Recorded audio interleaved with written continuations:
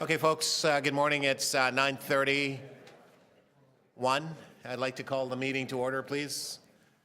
Hope that everyone can gather themselves. And I know I see visiting Councillor Cressy is here, and he's not going to be with us for long. Welcome, Councillor Cressy. And if he does leave, we have noted that you were here, Councillor. Morning. Okay, so good morning, everybody. We are all set.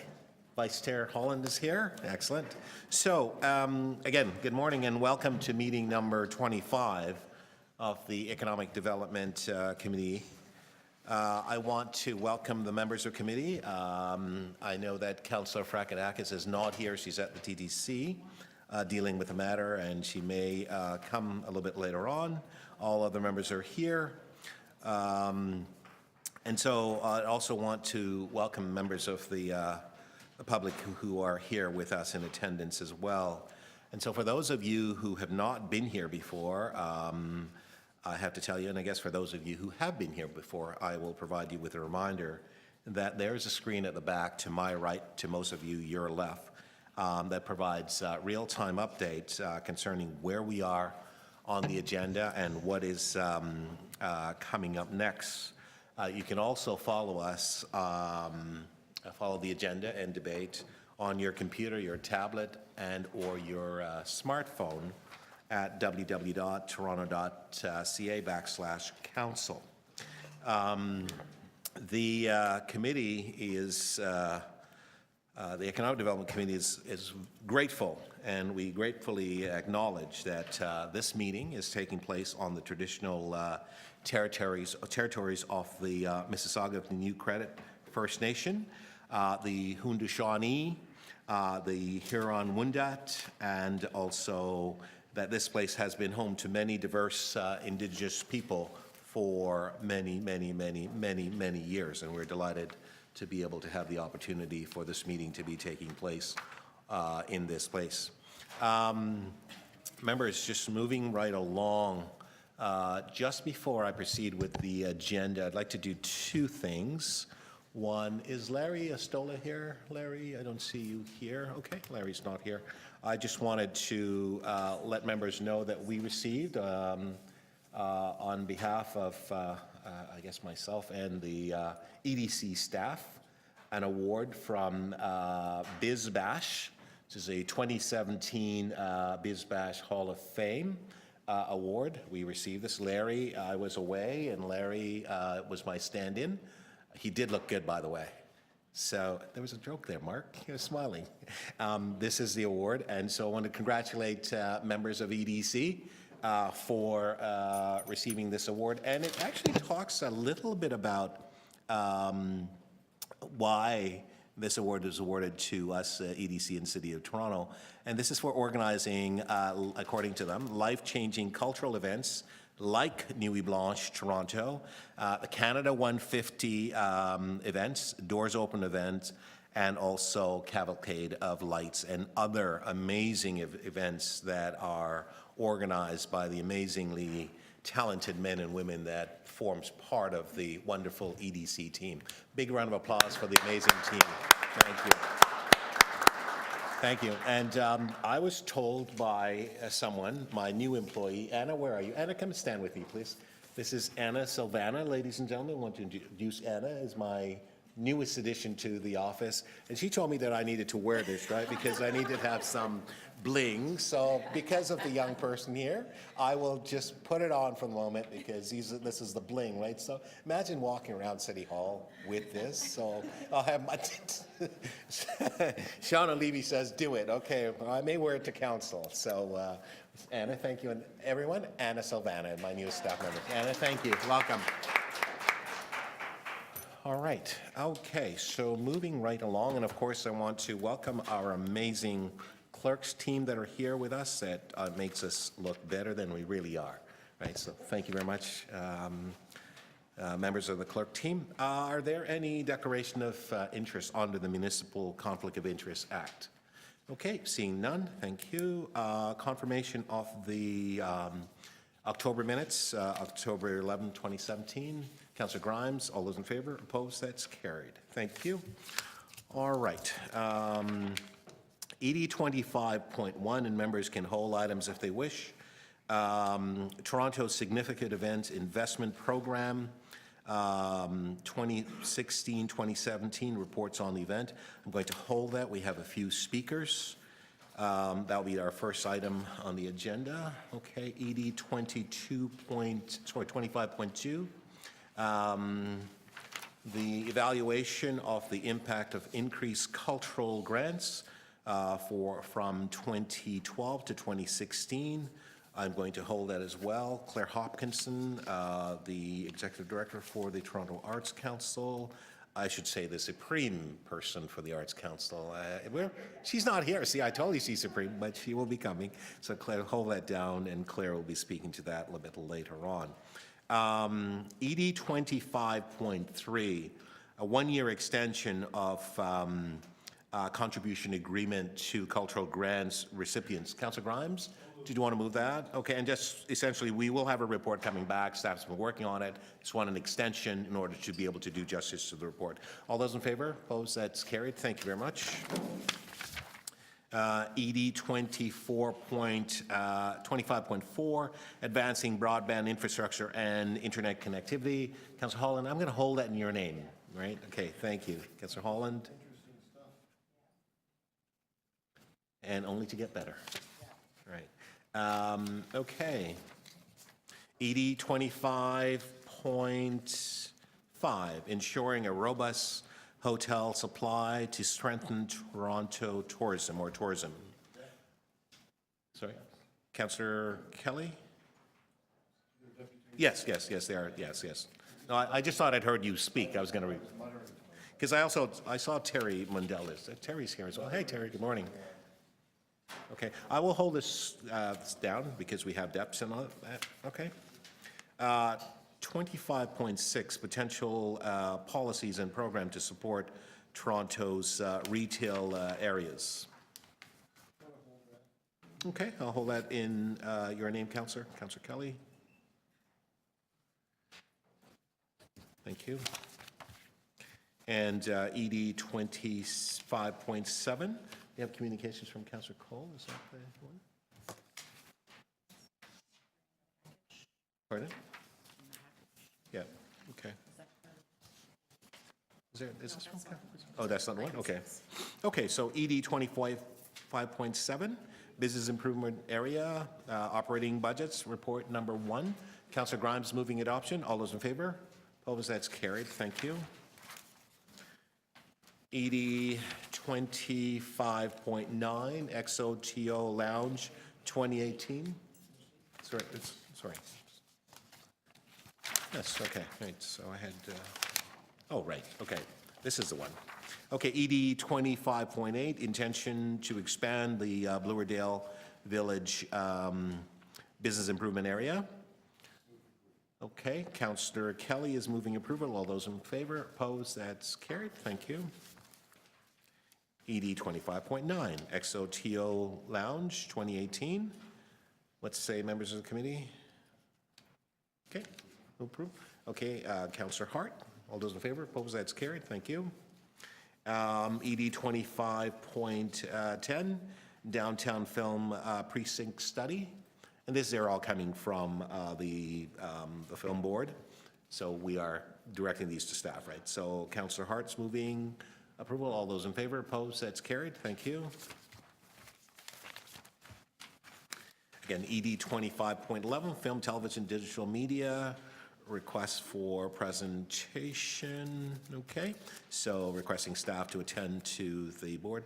I'm going to hold that down for a minute because I do have a few questions on that because we are still working on the strategy, so I'm not sure what we would be presenting to the board members since it's not completed.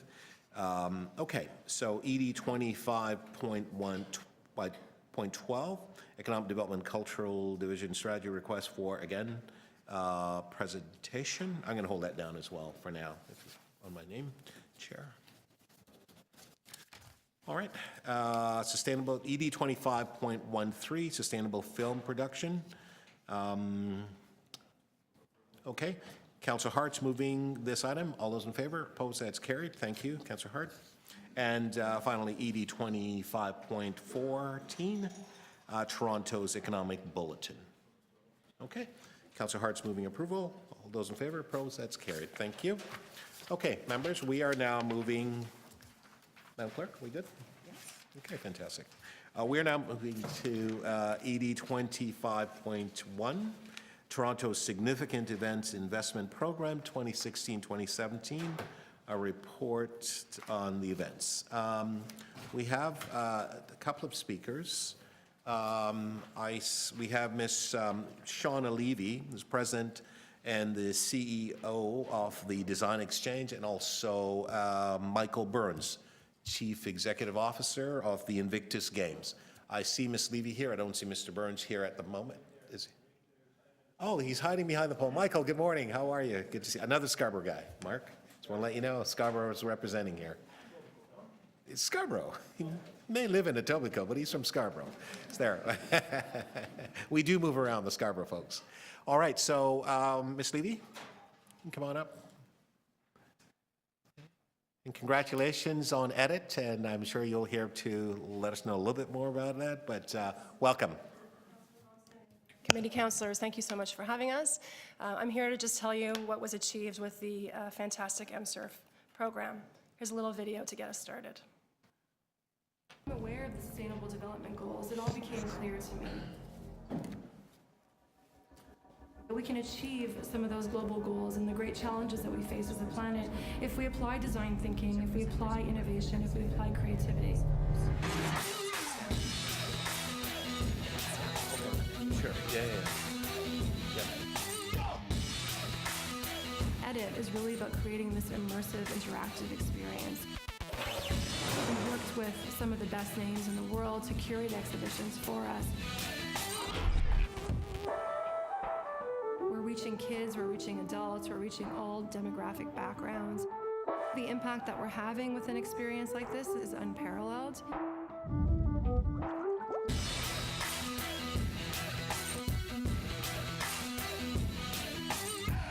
I believe that design can change the world. Okay, so 2.5 years ago, we set out to create an event that was unprecedented, that looked at how design can make the world a better place, to create an event that was accessible to all people. It was important for us that when we looked at the event that we considered the venue, because the venue from our perspective was half the story. We chose the former Unilever factory because it was a space that was accessible and it really allowed people to rethink placemaking and look at how we can repurpose industrial space in the city for cultural purposes. When looking at an event like this and talking about design, design for many people is about aesthetics, it's about beauty, and certainly beauty should never be forgotten. But when I learned about the Sustainable Development Goals, it was clear to me that there was an opportunity for design to do some heavy lifting and to really look at how design can help solve some of the global challenges. And so we approached the UN, asked them to partner with us and create this unprecedented event. We created five and curated five never-before-seen exhibitions that really looked at how design can change the world and make the world a better place for all people, making sure that it was interactive, engaging. We engaged Bruce Mao to curate our main exhibit, Prosperity for All, where he took all 17 global goals and looked at the challenges associated with the goals and then projects from around the world that can address those goals. We invited Carlo Ratti from the Sensible City Lab at MIT to look at how we can rethink cities, how we can rethink resilient cities, how can we create healthy cities. The photo there is a cricket shelter looking at new proteins. We looked at how food can change and what the future of food will look like, working with organizations like Impossible Food, Second Harvest, Newcomer Kitchen to demonstrate what we can do with food waste. We worked with Julie Lynn Wong, who's a Toronto-based doctor and engineer, to curate an exhibit all about the future of healthcare and how healthcare must be accessible for all people. And definitely through technology like drones, for example, we can make healthcare accessible in remote communities. Educate was a huge hit among children and all people. We created workshops. This is a Microsoft workshop that we did working with various organizations to allow kids to really roll up their shirt sleeves and get involved. The purpose of EDIT, again, was to really create this interactive, immersive experience, not something where people just read panels. We created a speakers program that was accessible to all people, unlike many symposia and conferences in the city where tickets are thousands of dollars. For us, it was $15. You could see David Suzuki, you could see You could see Sylvia McAdam from Idle No More. You could celebrate various people like Emily Haynes from Metric, Ian Campeau, and again, it was all included with the price of admission. Edit Academy was a very important piece of the project because it spoke to students, and for us, that was a very important aspect of it. We had 6,000 students that came through in the mornings, and we curated programs for them where we created workshops and interactive experiences. 22 design installations working with international organizations and local, for example, One House, Many Nations, created by Idle No More, which is a prototype for a home for Indigenous community housing that will actually be going to a home in Winnipeg. Working with local architects like Philip Beasley and Raw Design. An edible garden on top of the roof of the factory demonstrating that we can grow food anywhere in our city, and that and all the food that was grown up on there was donated to the Native Women's Resource Center. The event ended with Feeding the 5,000, where we created meals for 5,000 people out of food waste, and we had a number of counselors join us for that event. We had 35,000 people join us over the 10 days, as well as 400 million people that we reached through media. Included in that 35,000 people were the people that came to the talks, that came to Feeding the 5,000, and again, reaching 400 million people through media. And we think we made a difference. We demonstrated to people that design can change the world and make the world a better place. So thank you to the City of Toronto for the MServe program. It wouldn't have been possible otherwise, and thank you to our sponsors and the hundreds of organizations and individuals that came together to make it happen. Thank you very much, Ms. Levy. Absolutely. Are there any questions for Ms. Levy? Yes, Councillor Holland? Great. Thank you, Shauna. Amazing, amazing work. So, and proud to be on the board of Design Exchange and just see everything unfold.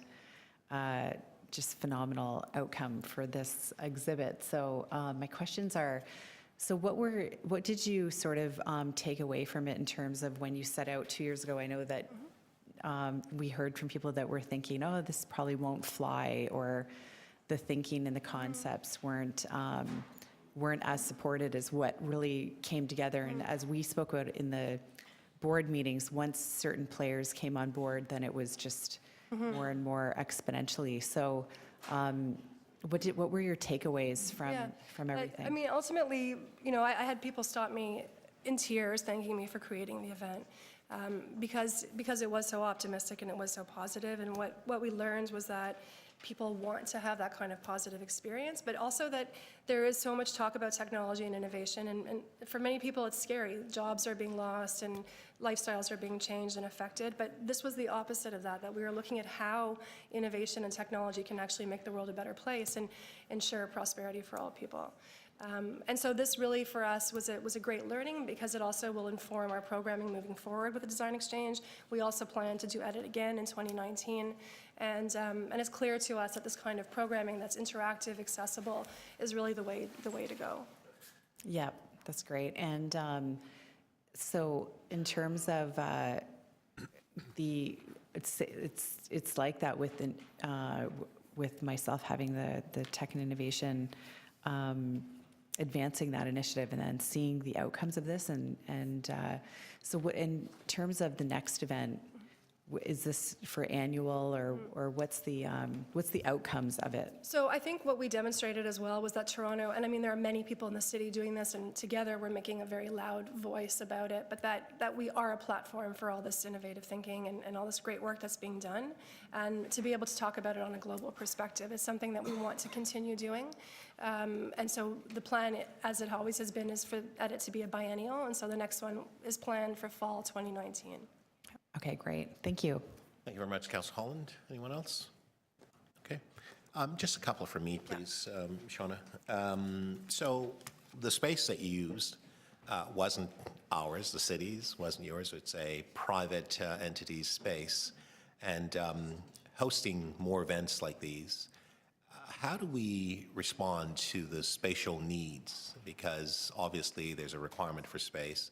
It'd be great if we had a permanent space like many cities around the world seem to do, and they can actually put events in and move them in and out and so on. So what would your thoughts be with respect to what the city should be doing? And I guess it could be in collaboration with the private sector and so on about space. Yeah, I mean, I would have to say that we were very fortunate to have Joe Sellers working with us, and so the City of Toronto team was unbelievable in terms of making things happen and making things possible. But I have heard that there are challenges with other facilities in the city. And so I think there has just to be more discussion and conversation about it. The reality is an event like this doesn't belong in a traditional trade show venue, convention center. It requires a unique space. And if we look at the cultural community, a lot of the projects that are coming forward are unique and require unique spaces. So I would imagine more collaboration between the city and between the cultural groups to determine how best to use these spaces. Now, one of the, I attended, and it was fantastic, and I'll speak to that in a moment, but one of the, I guess, consistent response I had from folks was, why was it so short? How come it wasn't for a longer period of time and so on, because of what you offered? And I know that you had a lot of young school children coming and others and so on, and I know the Lieutenant Governor was there a couple of times and she was totally animated, loved it. I loved it, as well as the mayor and others and so on who attended. So moving forward, when we host these type of events, how can we ensure that there is a more elongation of time to ensure that there is an opportunity for more people to see it? And I realize the social media impact and so on that it actually had, but literally being able to go in and walk up and down and seeing the creativity and so on was just outstanding. How could we allocate and ensure that there's more time? Is it a resource initiative? Is it the space? I don't know how much time you had for that particular space, et cetera. What are some of the conditions that would be needed to be met? Yeah, I mean, ultimately, it is a budget. It is a budget challenge. But I would also say that, you know, I come from the background of consumer shows and trade shows, and I feel like there's something to be said for creating something in a short period of time, and it compels people to want to be there and see it within that shorter period. Because we operate, as a DX, we operate 12 months a year, and we don't get those kinds of numbers in that period of time. So it's creating this urgency, the sense of urgency for people to see it. Okay, thank you very much. Any Thank further you. questions? Okay, to speak, Councillor Holland. Thank you. Thank you so much. Thank you very much. Shauna, thanks. Have a safe flight. Thank you. So I just want to thank Shauna for her leadership on this and with the design exchange. It was phenomenal work. And Councillor, sorry, I just realized Michael's going to speak. oh, sure. So, yeah, have Michael speak. Wait, no, just speak on edit because she is leaving, so I want you to hear this. We'll get Michael teed up, but just finish speaking on it because Ms. Levy has to leave, but I want her to hear what you had to say, okay? Go ahead, sorry. Go ahead, Councillor, Okay. so that she can hear what you have to say. Yep. So I just want to say, you know, thanks for all of the work that was done on it. It was a phenomenal outcome. It is more cultural. In fact, Councillor Thompson and I just coming back from 2 conventions overseas, Web Summit and the Smart Cities Expo. I think this one's is very unique. It was held in the right environment and brought together the bright ideas that are out there and how that can transform in a positive way what we're seeing globally with technology and innovation. So I think these are the highlights of that, and proposing it in a positive way instead of what we hear and what many people are concerned about in the media, and that's with AI and many of the job, I would say, transformation rather than loss. And what we're looking at in the very immediate future. So it was great to see, and it was, to me, a sign of hope and prosperity. And I think that's really the greatest impressions that were left on me, and I can't wait for the next one. Thank you. Thank you very much, Councillor Holland. And we're just varying the procedure a bit because I know Ms. Levy has to leave, but we really want you to hear what we had to say. Having had the opportunity to attend it and so on, it was phenomenal. It just blew you away. And the recognition in terms of having the first discussion with you and your team about wanting to do this and not really understanding how we were going to do it because of resources and where it was going to be done. But you and your team had such faith and energy and passion about edit becoming a reality and so on. And I can tell you that everyone I spoke to, the concern they had was it was just too short. And I get the sense of urgency in terms of getting people to attend and so on, but it was absolutely phenomenal. And these are the types of things that create significant opportunities for our city and our citizens through our citizens and their participation, whether or not it's a city agency or an NGO collaborating and working with the city, because these are the types of things that enhances the opportunity for us to be able to engage more business, for us to have a reputation from around the world where people actually see us. Councillor Holland just described the fact that we were away for the last couple of weeks at varying events in Europe, and promoting Toronto as a place to invest, as a cultural destination. And we often had the opportunity to ask people how many people had heard of Toronto, and significant people had, how many people had visited Toronto, significant people had, how many people love Toronto. They love Toronto. They love Toronto for the experiences that we convey to them and so on. And so these are the types of events that we need to be investing in, and we need to collaborate and partnering with the organizations that are doing these. And I'm very delighted that economic development has played a very strong role, and that when you first came to us and said, we'd like to do this, Canada 150 is coming, this would be a signature event, I can tell you that you've exceeded our anticipated expectation and so on. So congratulations to you and your team. Congratulations to the Design Exchange. There was a time some time ago when we were in doubt with respect to the Design Exchange and so on, and I remember having those discussions in this very room about why design was important and why this organization need to be supported by us and resourced and advocating for obviously more events and so on. So I thank you very much, Ms. Levy, for your leadership. Please express our good wishes and congratulations to your board and your staff. So thank you very much for what you do. Thank you. Okay. And moving right along, we have Michael Burns, Chief Executive Officer of the Invictus Games, is here with us. Michael, good morning. Good morning. Thank you, Councillor Thompson. First of all, it's great to be here. Obviously, it's been 6 weeks since we hosted the games here in Toronto. I think everyone would agree it was a massive success, not just for the City of Toronto, but for the country. First of all, I'd like to, on behalf of the organization, thank the Economic Development Committee and the tireless effort that you and your team put behind these games to help us deliver it. It took a village to be able to do this, multiple levels of government, lots of other great partners that helped us make this success. In particular, I'd like to recognize Michael Williams, Zabe Sheikh, who's here, Matt Oat, who is also here, and Laura Jane Elkin, who really got behind this in a meaningful way right from the beginning and helped us deliver, I think, a spectacular experience for all those who were here competing, their family and friends, as well as spectators from across the city. Let me just give you a high overview of sort of the numbers that came out of the games.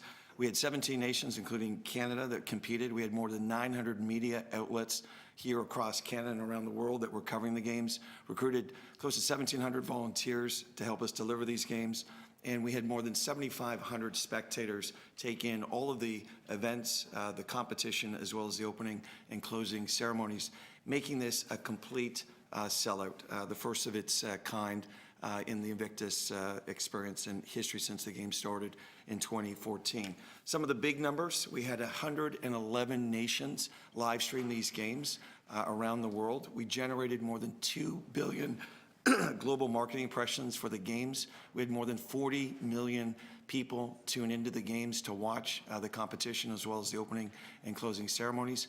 And we had more than 7.5 million Canadians tune in to watch the competition. These numbers were way beyond our wildest expectations when we started this project just over 2 years ago.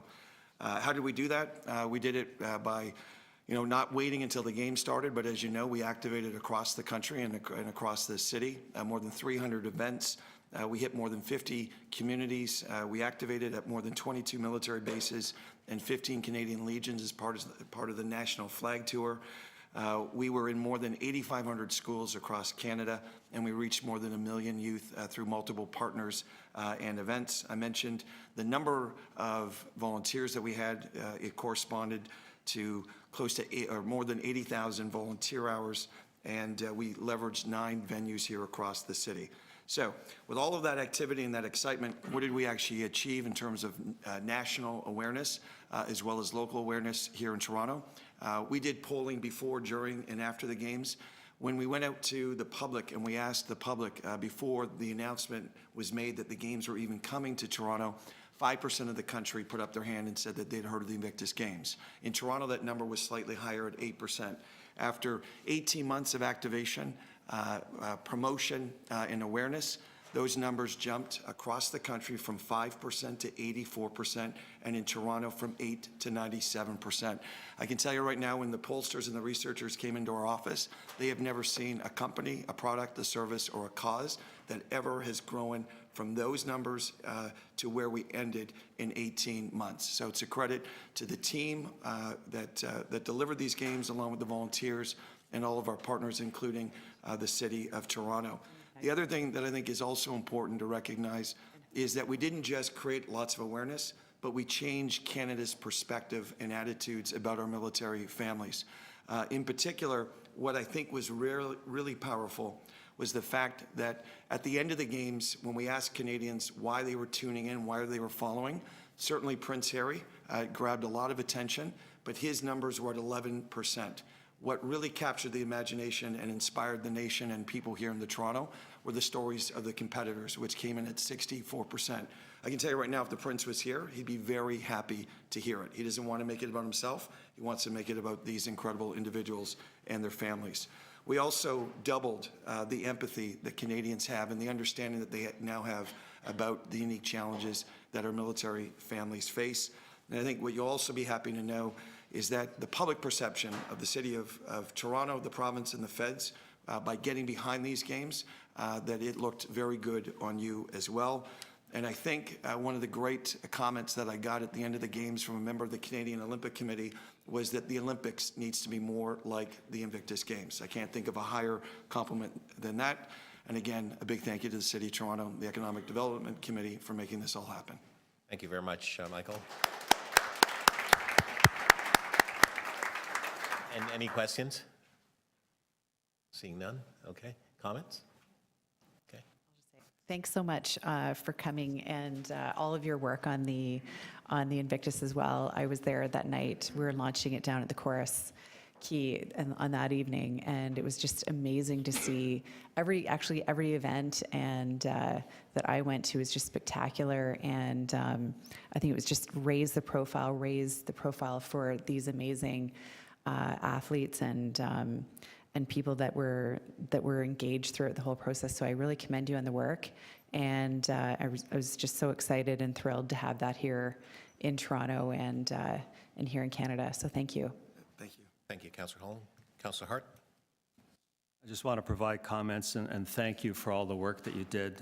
When I attended the events at the Pan Am Aquatic Center, I've attended a lot of sports events in my life, but never any that hit me on so many different levels. And when I looked around the stands were packed, and people cheering and waving flags of their country. Everyone there, from babies to very senior individuals, all loving the experience and all loving it both on a level of sports, national pride, and just watching competitors do their best and work together to have a wonderful experience, and you should be so proud of yourself. Thank you, Councillor Hart. Councillor Grimes. Thank you, Mr. Chairman, and Michael from Etobicoke. Michael, congratulations again. Born in Scarborough, just want to make sure he knows That's that. just over the top. I had the opportunity, I was down at the Leafs-Habs exhibition game at Ricoh, and in the 3 boxes beside me were Team Canada, and Nick Eves from Maple Leaf Sports Entertainment brought one of the gentleman over to my box, and he wanted to beat Brendan Shannon. But I got to know this kid, Jason Israel, very well, his family, his wife. They couldn't stop talking about how well they were treated here, and they were just blown away by Toronto and the welcome they received. So congratulations, it was awesome. I still remain in contact with Jason quite a bit, and got to give him his Mitch Marner signed sweater, but they were just blown away by the way they were treated by you and your team. So awesome, and congratulations. Thank you very much. Councillor Kelly. Thank you, Councillor Grimes. Chair. I think what impressed me was the point that you made right up front, that the games in the popular mind started off almost in obscurity, and that it was through the hard work of all the people behind the scenes, as well as the the enthusiasm that the competitors and the genuine presentation of the games through the competitors that drove the numbers to the pinnacle that you showed us on screen. An amazing accomplishment. And it shows that, I think someone once said that we're trained to compete, but what is often more important at times is cooperation. And what we had here was that weaving of those two strains together in a way that brought attention to Toronto, and I think reinforced my belief that Toronto is emerging as one of the premier cities of the world. And I want to thank you and everyone involved with the Games for your contribution to the quality of life in this city and to the caliber of life that is associated with Canadians. Thank you. Thank you very much, Councillor Kelly. I too want to add my voice to this issue. First of all, I want to thank Michael for his leadership.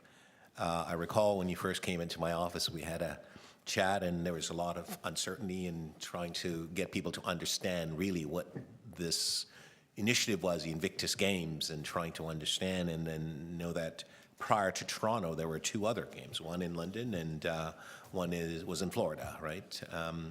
And Orlando, I think it was, right? And then Toronto was going to be the ultimate coming of age for the Invictus Games. And I could say, Michael, you and your team have demonstrated leadership, organizational skill, capacity, and in fact, it has in fact touched many hearts and many souls. What I found was that it was hard to recognize that there were any physical disabilities or mental disabilities with any of the athletes. They may have been walking with an arm or a leg missing and or walking with mental issues and dealing with war, because we know that war is hell. I mean, it's a standard thing, war is hell. The camaraderie amongst everyone was absolutely unique. They weren't really competing for medals, although they won medals. It was a real sense of humanity that I saw where you don't see it in the Olympics. They weren't competing because they're going to get major contracts after the event and so on. They were competing for life. They were demonstrating to many of us who have a tendency to wake up and we have all of our limbs and our faculties in place, but we are not well in terms of being able to tackle the conditions that, the day may cause us to endure and what have you. These men and women who had gone to war on behalf of their nations to basically fight for democracy and fight for us as individuals, had come back, and in many instances prior to the Invictus Games, they were just left to being by themselves. And we hear often that governments are not providing the appropriate assistance to help them and so on. There was one gentleman, and I don't recall his name, but I think he was a British soldier, and they showed a film of him, and he was sort of in a bit of a doldrum. And I think it may have been archery or something else that he did. But I remember him talking about his friends and colleagues going to him saying, you need to get involved with these games and so on. And he just was so depressed. And when he talked about his story and how it resuscitated his interest in living with his wife and his family, it was basically so emotional for everyone watching and so on. And this is what the Games was all about. It was well received. It was about the human capacity. It was to go beyond what you perceive to be your limits and limitations and so on. What I took away from the Invictus Games was that there are no limits to the human capacity and so on, both in terms of our athletic achievement or athletic endeavor or pursuit and so on, or any other pursuits that we may imagine. I left the opening and some of the events that I saw in the closing event with such a profound respect for these men and women who have given so much to us, and for us to simply engage, and for this city and this country actually to open itself up to receive these athletes from around the world and just to see them. I saw you, Michael, when you welcomed the athletes from we at the train station coming in, and it was just so dynamic. And I remember when the Prince came first, and the room was at such capacity, it was standing room only, and it was amazing. And the sponsors are just amazing, and so on. So what I want to just simply say that you talked about the doubling the empathy in terms of that measurement. That is significant, because I recall there was a time when our men and women of the armed services and so on were not well received, even by Canadians.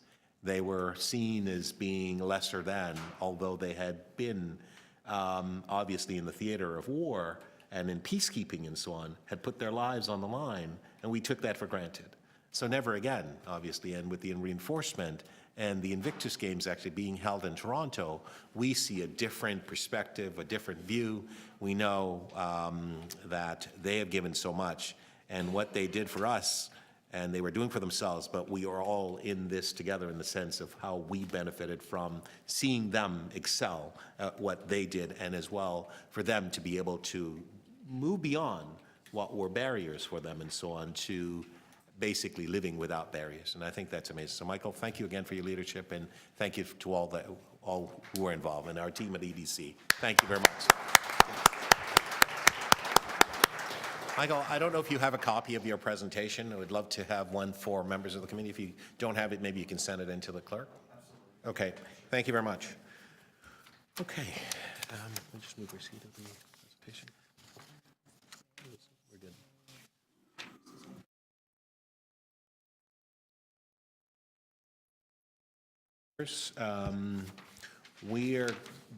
We move to adopt the report and just to attach the items for presentation. Just to receive the presentations that been given by Michael and Ms. Levy. All right, all those in favor? Opposed? That's carried. Thank you. Okay. Moving on now to ED. So I'm going to do this, if I could, members, if you don't mind. We have folks regarding the broadband here, and we've got ED 25.4 as the next item, but I'm going to move to ED 20. It's good too. Yeah, so it is. Okay, so we'll do item 2, and then we'll skip 4 and do item 5, right? Because it's, okay? All right, so we're moving now to ED 25.2. That's the evaluation of the impact of increased cultural grants 2012 to 2016. And we have Claire Hopkinson has arrived. Claire? All right, Claire's name. Is there a staff presentation? Is there a staff presentation? Okay, we'll do the staff presentation. So. Okay. I don't know who's doing it. Who's the staff member that's doing the presentation? Is it? Oh, do we? Okay. Oh, I see. Oh, I see. Okay. So we have this morning with us Peter Lyman. Peter, good morning. And you're a senior partner at Nord City. All right. And we have Nijin Zerbajab. Okay. Thank you. Manager at Nord City. So you're both here this morning to give us a presentation. Welcome to you both.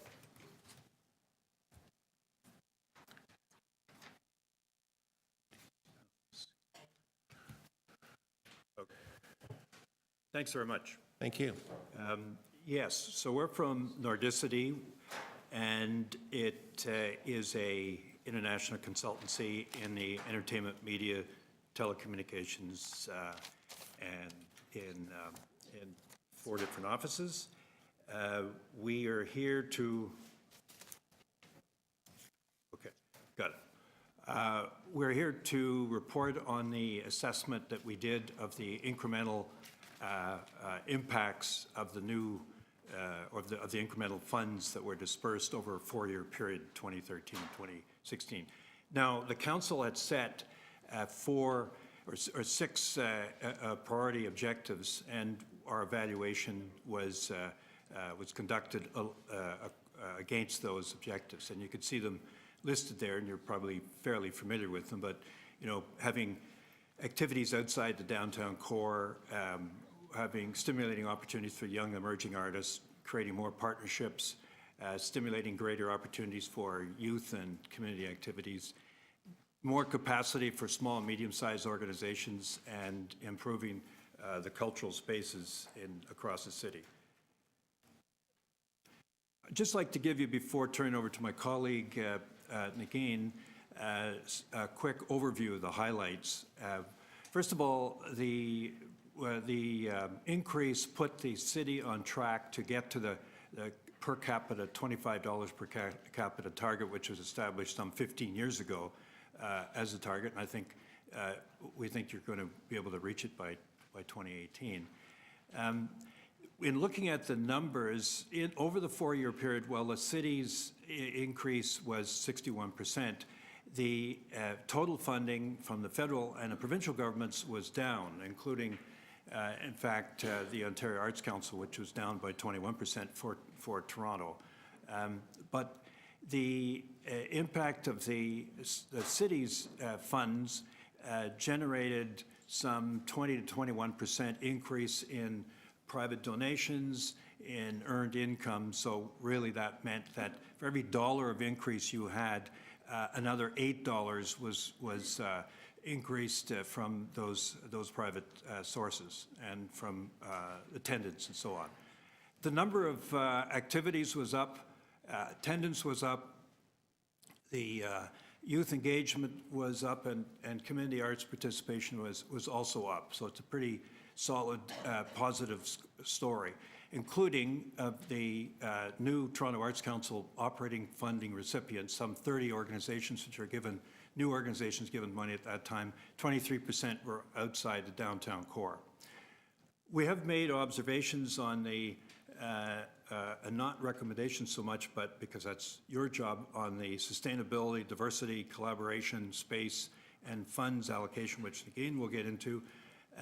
The one thing we felt competent to do from where we sit was the recommendations about the measurement, because that's our business.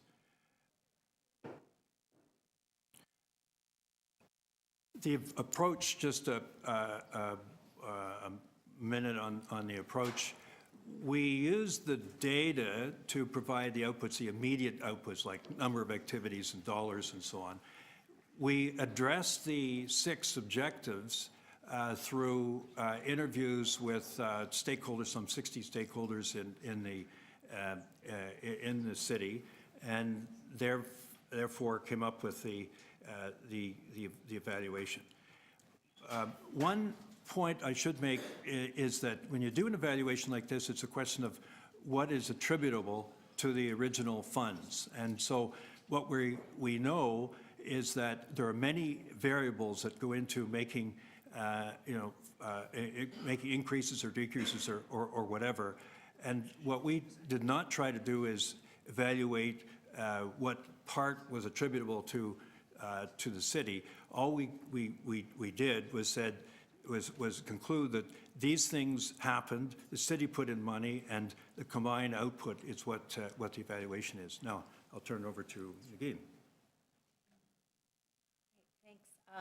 So just to go over, again, the context of what we've evaluated, which is a series of increases by the city, going from 19.4 million in 2012 to 61% higher at 31.2 million in 2016. And as Peter mentioned, this does put the city on track to meet that $25 per capita target. So Peter did mention the 5% decrease across the rest of the public sector funding sources, most significantly at the provincial level. In fact, it seems like some of the broader funding cuts disproportionately impacted Toronto arts organizations. So the drop that we see in the Ontario Arts Council announced a 5% cut across the board, but what we found was that Toronto arts organizations in particular felt that a bit more significantly with 21%. There was also a 5% drop in funding from the Ministry of Culture, which in this data set that we're looking at also includes the Ontario Trillium Foundation. Our consultations did reveal that the increase in municipal funding was essential then to keeping organizations afloat during this period, where other public sources declined or remained stagnant. At the same time, we heard that getting funding from the city does better equip arts organizations to secure funding from other levels of government because they have the capacity to do so. And that capacity that was essentially maintained because of the increases in cultural grants also allowed increased earned revenues, increased private support through donations, sponsorships, and support from public foundations. So again, each incremental dollar of city funding was related to $8.10 of increased earned revenue and private support. And here we just wanted to give you an idea of how those increases were allocated. The Toronto Arts Council remained the largest portion of the city's cultural grants, saw an increase of 72%. The major cultural organizations saw an increase of 28%. The local art service organizations saw the largest proportional increase, and the Culture Build program was reinstated in support of state of good repair projects. So overall, from 2013 to 2016, arts organizations in Toronto delivered 115,000 public art programs, which includes community art projects, screenings, exhibitions, performances, and readings, and total attendance of 59 million. Keeping in mind that this is based on CADAC data, and the data we're presenting here, as well as in the report, is self-reported by arts organizations and only covers arts organizations that receive operating funding, so about 77% of the total cultural grants over the 4 years. Okay. So as Peter mentioned, one of the objectives which we evaluated the increased funding against was the expansion of arts activity outside the downtown core. This was a significant area of progress. The downtown core remains the location for the highest density of activity and funding, but as you can see from these two maps, the distribution of support really did increase tremendously into the inner suburbs. The local art service organizations were significant contributors to this goal. So these organizations that emerged from local arts councils and grassroots arts organizations that were active in the boroughs prior to amalgamation really expanded their footprint between 2012 and 2016.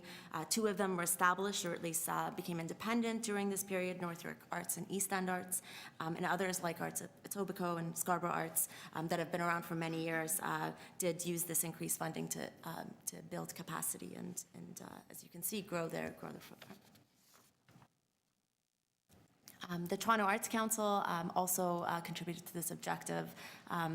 Almost a quarter of the new organizations that were accepted into the operating grant streams were outside the downtown core, and they also introduced some strategic programs to activate new spaces outside the core in Toronto parks, historic sites, libraries, and encouraging core organizations, arts organizations, to expand their programming into the suburbs. Another key area was in terms of opportunities for young and emerging artists, which is of course essential to the continued development and sustainability of the sector overall. We did find that new funding enabled significant capacity building for community arts organizations that have a real focus on young and emerging artists, and we include some examples of that in the report. And community arts was perhaps where the funding increase had the greatest impact. So we saw significant increases in the number of activities. The LASSOs were key contributors again here. And we also saw that a lot of arts organizations were designing their programming around neighborhood improvement areas in line with the city's objectives. There were several programs that were introduced that benefited from funding increases to improve cultural spaces, including Culture Build and some of the strategic funding programs at Toronto Arts Council, part of a broader suite of programs at the city supporting affordable access to space, but this continues to be the top challenge for arts organizations, and we see it as a major risk to the sustainability of the sector. Okay, so overall, the cultural grants did result in significant benefits in a time that was quite challenging given the state of other public sources. we found that the city's artists and arts organizations would have faced serious financial challenges if the city had not made this investment. And it'll be important to continue to respond to the needs of the sector and build on the momentum that's built over the 4 years. So some of the areas that we see as considerations for future priorities include supporting organizational sustainability through optimizing the operating grant structure or looking at other ways of strengthening the overall ecology of the sector, a focus on diversity, a focus on collaboration and knowledge sharing. There are centers of excellence, especially in the areas of diversity and accessibility, that have emerged in the city. With more capacity, they could share this knowledge. International exchange and engagement, which is a priority at other levels of government. Of course, addressing the space challenge, focusing on collective impact within the broader arts funding landscape, and addressing allocation issues and sources of new funding. Finally, based on some of the data gaps that we faced during the study, we also recommend thinking about a new vision, a framework for measurement and impact analysis to allow more informed decision-making in terms of defining success, particularly in terms of specific gaps around diversity and the collective impact of collaboration, improving the data collection tools and processes, and also benchmarking, setting reasonable and meaningful targets, including an update to the target of the $25 per capita. Okay, thank you very much for your presentation. We do have some questions. Councillor Hart, question? Yes, I'd like to draw your attention to slide 13 on funding allocation, where you note in 2012, 6.5% of the funds were outside of the downtown, and in 2016, it was 8.4% outside of the downtown. Based on your work with other municipalities, what should that chart look like?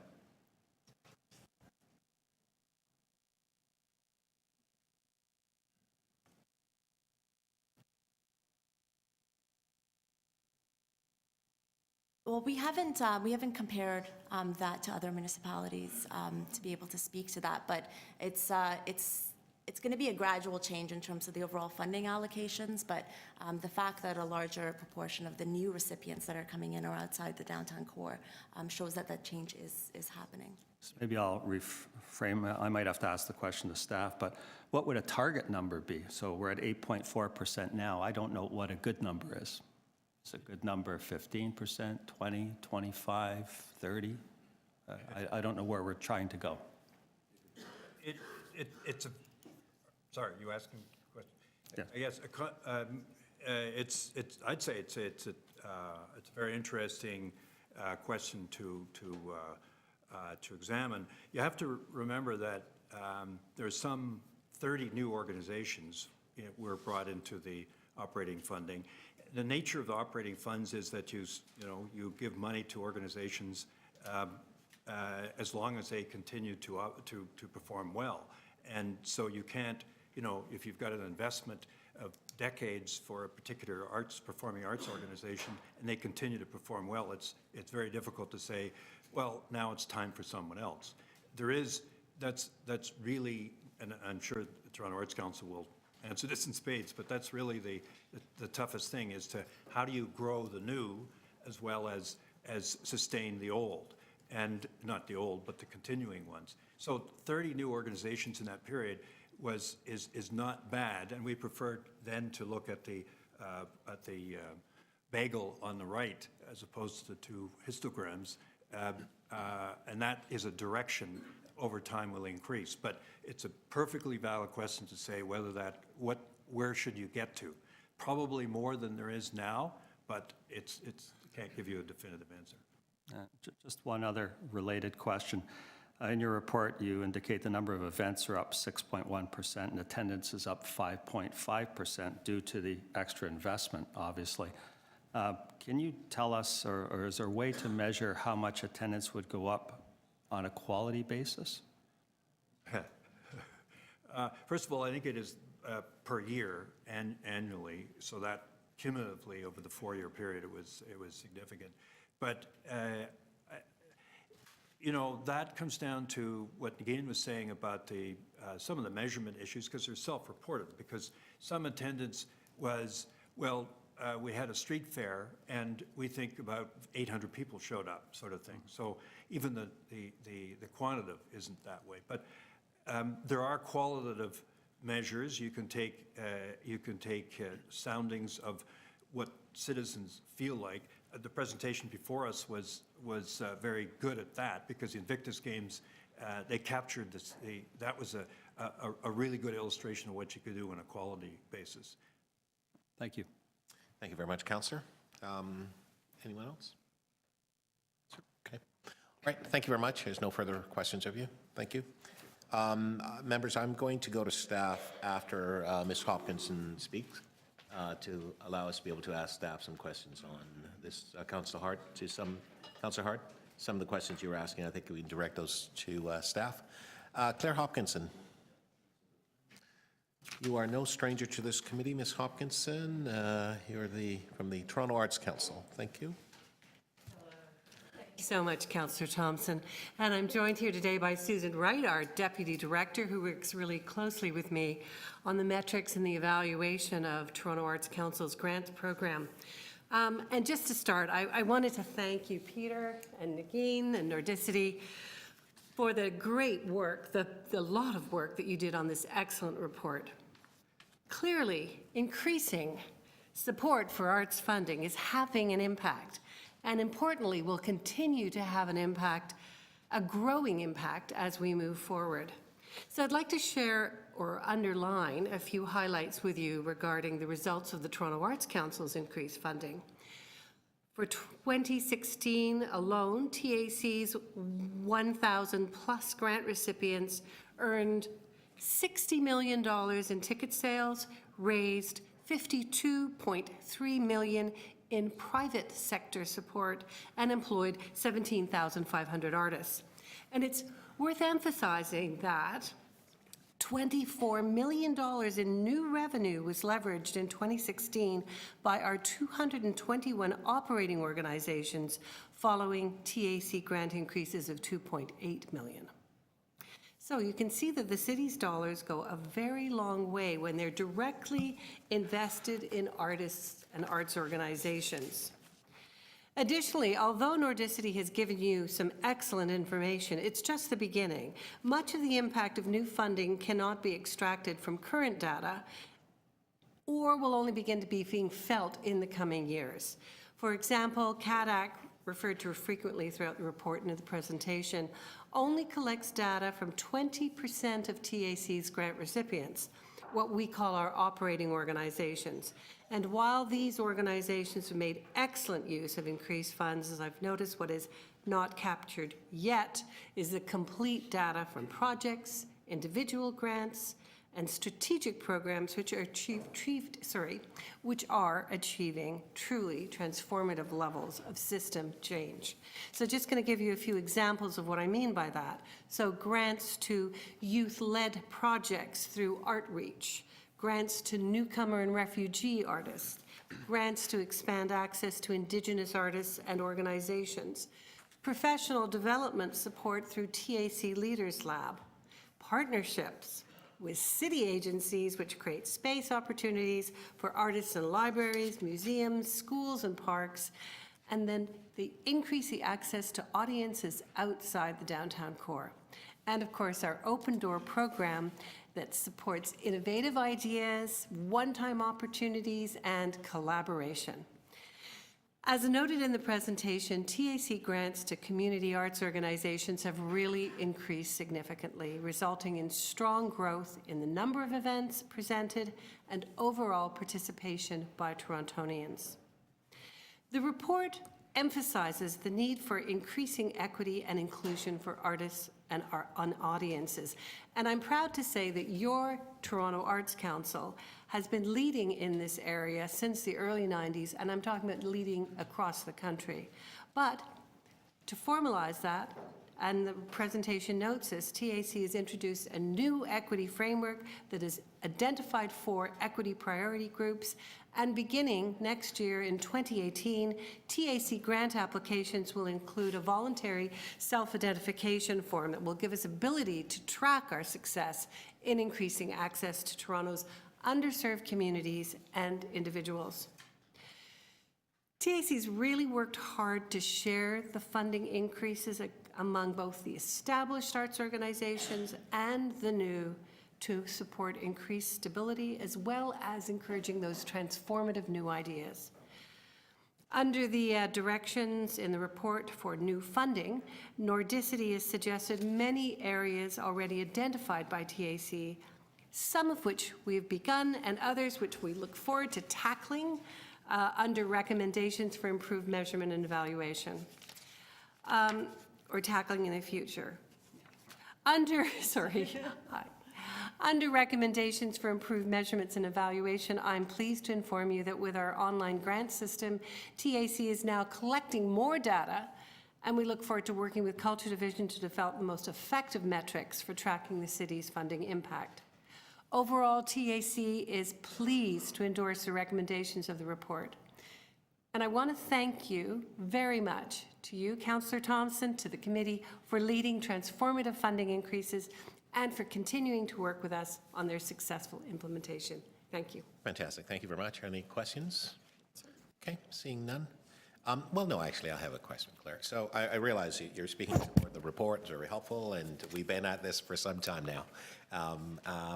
So what one thing would you like to see us doing more of, which does not include funding? So, this gives you a really interesting perspective on what the funding has done. But what we've been doing at TAC, and it's been interesting, complex work, which is how do you increase access to the arts outside the downtown core? Right. There are very few facilities, and there hasn't been a history of it. So you're not just going to helicopter artists into a parking lot. Yes, if you had, as with Edit, we've seen with a lot of resources, you can use unusual spaces. So our programs have been not just about helicoptering, they've been about building community support, making partnerships with libraries, with parks. And in terms of your remarks earlier, Councillor Hart, in terms of qualitative, we've been doing surveys with those audience members in the parks to find out the value, and we've had excellent reports. So it's a complex issue to tackle, but it has to be done with the help of the city because of the lack of space in this city for cultural performances. Okay. Thank you very much for answering the questions. Okay, thank you very much for your presentation. I'm now, members, going to basically allow you to have an opportunity to speak to our staff, to ask questions of staff. So, Councillor Hart, would you like to start? Yes, thank you. Just going back to slide 13, the same question that I asked previously. So the slide shows 8.4% currently outside the downtown core, and the current investment is 23%, 77%. So if we maintain that level of investment for the next 10 years, the chart would look like 15% and 85%. Is that where we're going? Is that a good number? I'm not quite sure where we're looking to go and what kind of investment, if this 77-23 is something we should continue. Thank you for the question, Councillor.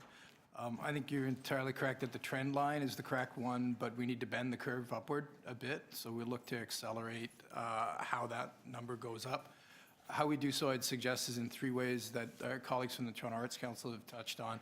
The first would be building capacity, and many of the strategic programs that Claire Hopkinson just spoke to are taking advantage of existing platforms in the inner suburbs in the absence of some of the dedicated cultural facilities that Claire just spoke to, such as the libraries, the historic sites, the parks, in order to bring arts organizations and the public together and begin to build capacity that way. I think at a second level, we have to ensure that the largest recipients of city funding who are clustered in the downtown core are doing their part in ensuring that they're serving the city as a whole, and thereby making not just their offerings accessible to Torontonians wherever they may live, but meeting those Torontonians where they live. And there's an active discussion with our recipients, for example, the Major Cultural Organizations program, about how they meet a public benefit test to ensure that they are serving all Torontonians, and will continue to work that way. At the third level, the city's got to be very conscious about how it allocates its own resources. And this is where we've seen the investment, 220% increase in the Lasso's budget, 2 new Lasso's North York East East End Arts to build that capacity. The Cultural Build program has put 30% of its resources into the inner suburbs over the period studied. And I'm happy to say that we'll be moving a great portion of Nuit Blanche come 2018 to Scarborough. I think we need to begin to look at our cultural investments in service of city goals and the totality of the city. So Scarborough having something of a cultural moment globally, we're really happy to be partnering with Scarborough. And for a period beyond our investment in Scarborough, we're looking at other city priorities such as the work at 6 Points in Etobicoke, and to see how cultural investment can't help contribute to the cultural animation of significant city infrastructure projects. Thank you. Thank you very much, Councillor Hart. Anyone else? Okay. Councillor Holland, thank you. Sorry, just because this was what I really noticed on the slide as well. Obviously, there's actually everybody on this committee is outside the downtown core, so, and a lot from Scarborough, thankfully, on this side. So I know that that's always been an issue. I used to sit on the board of the Toronto Arts Council, and they did a phenomenal job at trying to outreach, but as Claire mentioned, it's hard when there hasn't been a history there, and how do we create that history? But in my area, out where I am, I have the Toronto Arts Council, and they've done a really great job, and with Mural Roots and others. So, and what is exactly, how have the lassos helped, and what has been their impact, and how do you see that as been a differentiator? Great, thank you. The lassos are a phenomenal platform to deliver a variety of initiatives off of, using culture with its broadest possible definition. This study asked many of the informants what were your most popular cultural programs from the city. For the BIAs, to choose one example, the street art program for its impact on graffiti remediation was, but the cultural hotspot that's going to operate in 2018 in North Scarborough was the second most popular program for the BIAs. And the lassos are really the delivery platform for that. The two new lassos added over this period, we can really see them as seed funding. They're being scaled up.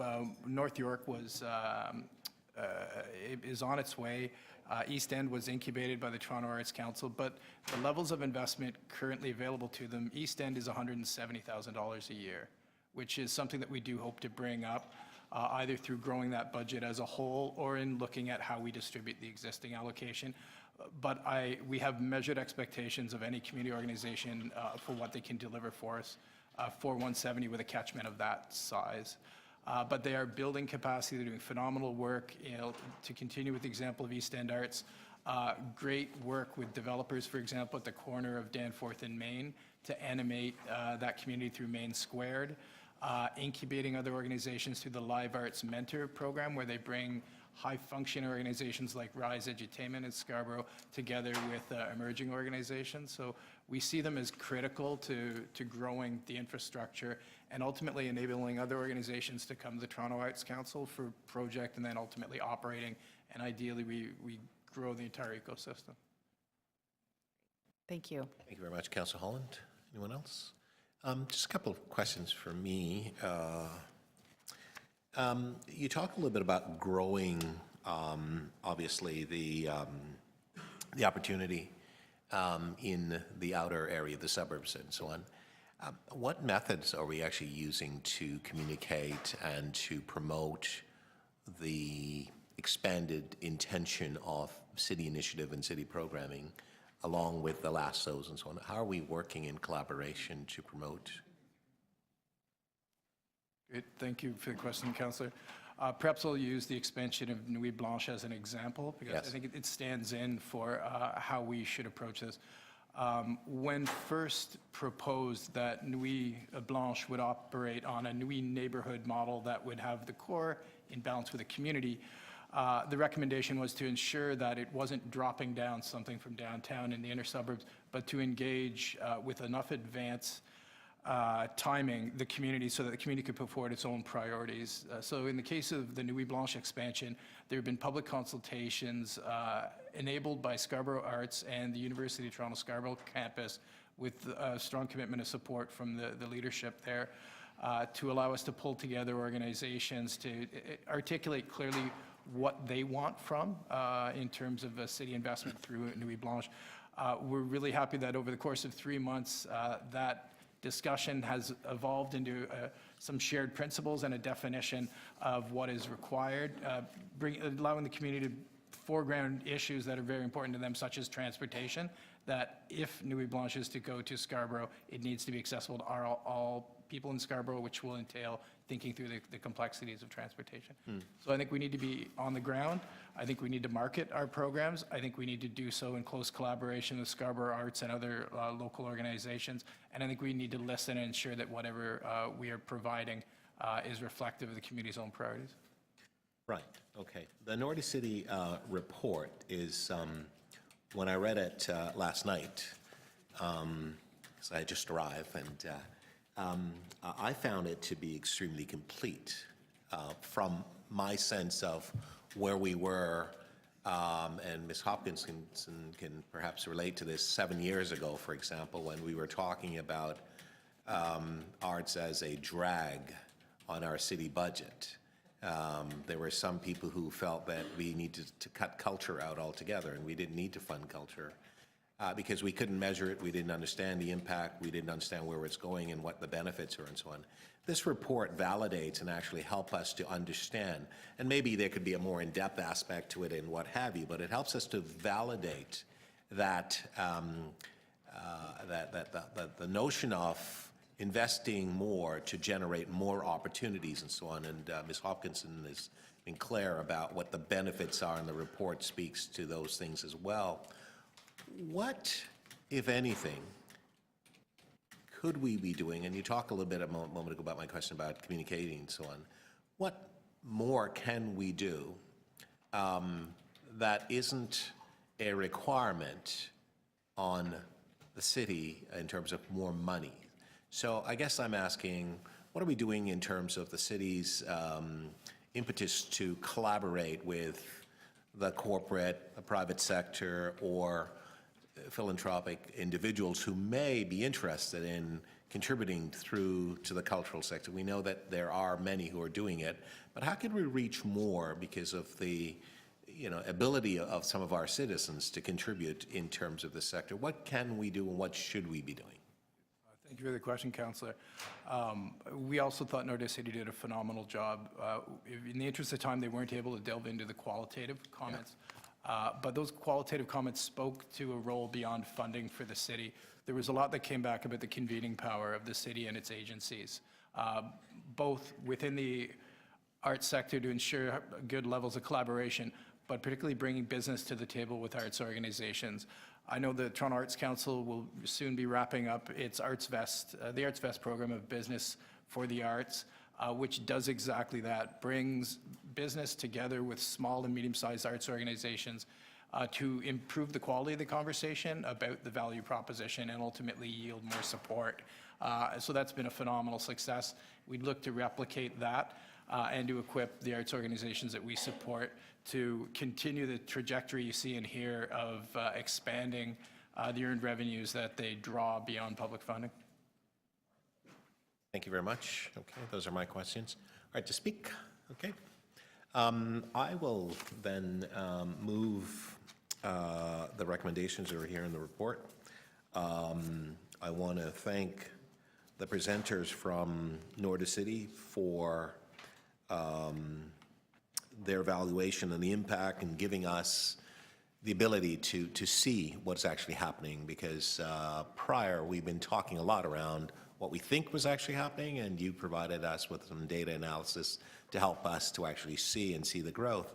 To the question that Councillor Hart asked about the sort of factorial percentage growth that's taking place, while the number seems, the percentage seems small, and Ms. Hopkinson has addressed and talked a little bit about this, and I think that, I think it was, I think Peter sort of touched on a little bit in terms of, the idea that while we want to expand the ability in areas that had not been traditionally focusing on the arts and cultural component, we are now recognizing that the investment will make a difference and will start to grow. And it's correct, because I know I've been asked this a number of days ago about whether or not we would supplement or delete our investment in other sort of historical initiatives that we've invested in order to then take those funds and basically substitute into the suburban area. Being a councillor from the suburbs, my response was no. In fact, we wanted to enhance, not to actually detract from or not to remove those who are successful. We are always wanting to assess whether or not programs are working, and if they are working, we want to continue them. If they're not working, we want to maybe look at something else and so on. You know, the cultural hotspots and a lot of things that we've done, we've seen the transformation that's taking place, and I don't think Ms. Nadira Patterson's here, but she has been absolutely outstanding in her energy and her passion and so on. And this is what it takes. It takes resources, but it takes energy, it takes passion, it takes advocacy, but it also requires us to be informed. It requires us to have analysis, to be able to look and evaluate, because at the end of the day, we're utilizing resources that are the rich resources of the citizens, and you know, I'll just term it as the citizens of Toronto as opposed to just using the notion of taxpayers, because everyone is paying something that helps us to contribute to ensure that our investment in the cultural community becomes more impactful and beneficial to the young people. I was speaking recently to Director X, and he was saying, you know, some of the programs that the city used to have, he talks about himself and Drake having come through these programs, and look at where they are now, globally, international stars and so on, both in terms of in front of the camera and behind the camera and so on, what they do. And so we have an obligation, just like when we build roads and build bridges and build light poles and lights for the city and so on, and ensuring the city's safe, to ensure that foundational, that infrastructure is there, because art is also part of the infrastructure that makes a dynamic city and so on. And I think we need to think about it in that sense. We used to think about it just in terms of dollars and cents, whether or not we put a dollar in, and if you didn't pay for it, well, it was unsuccessful because you didn't get the same dollar back. But we are also hearing that the report, and I think it was spoken about by the presenters from Nordic City, $1 is generating 8.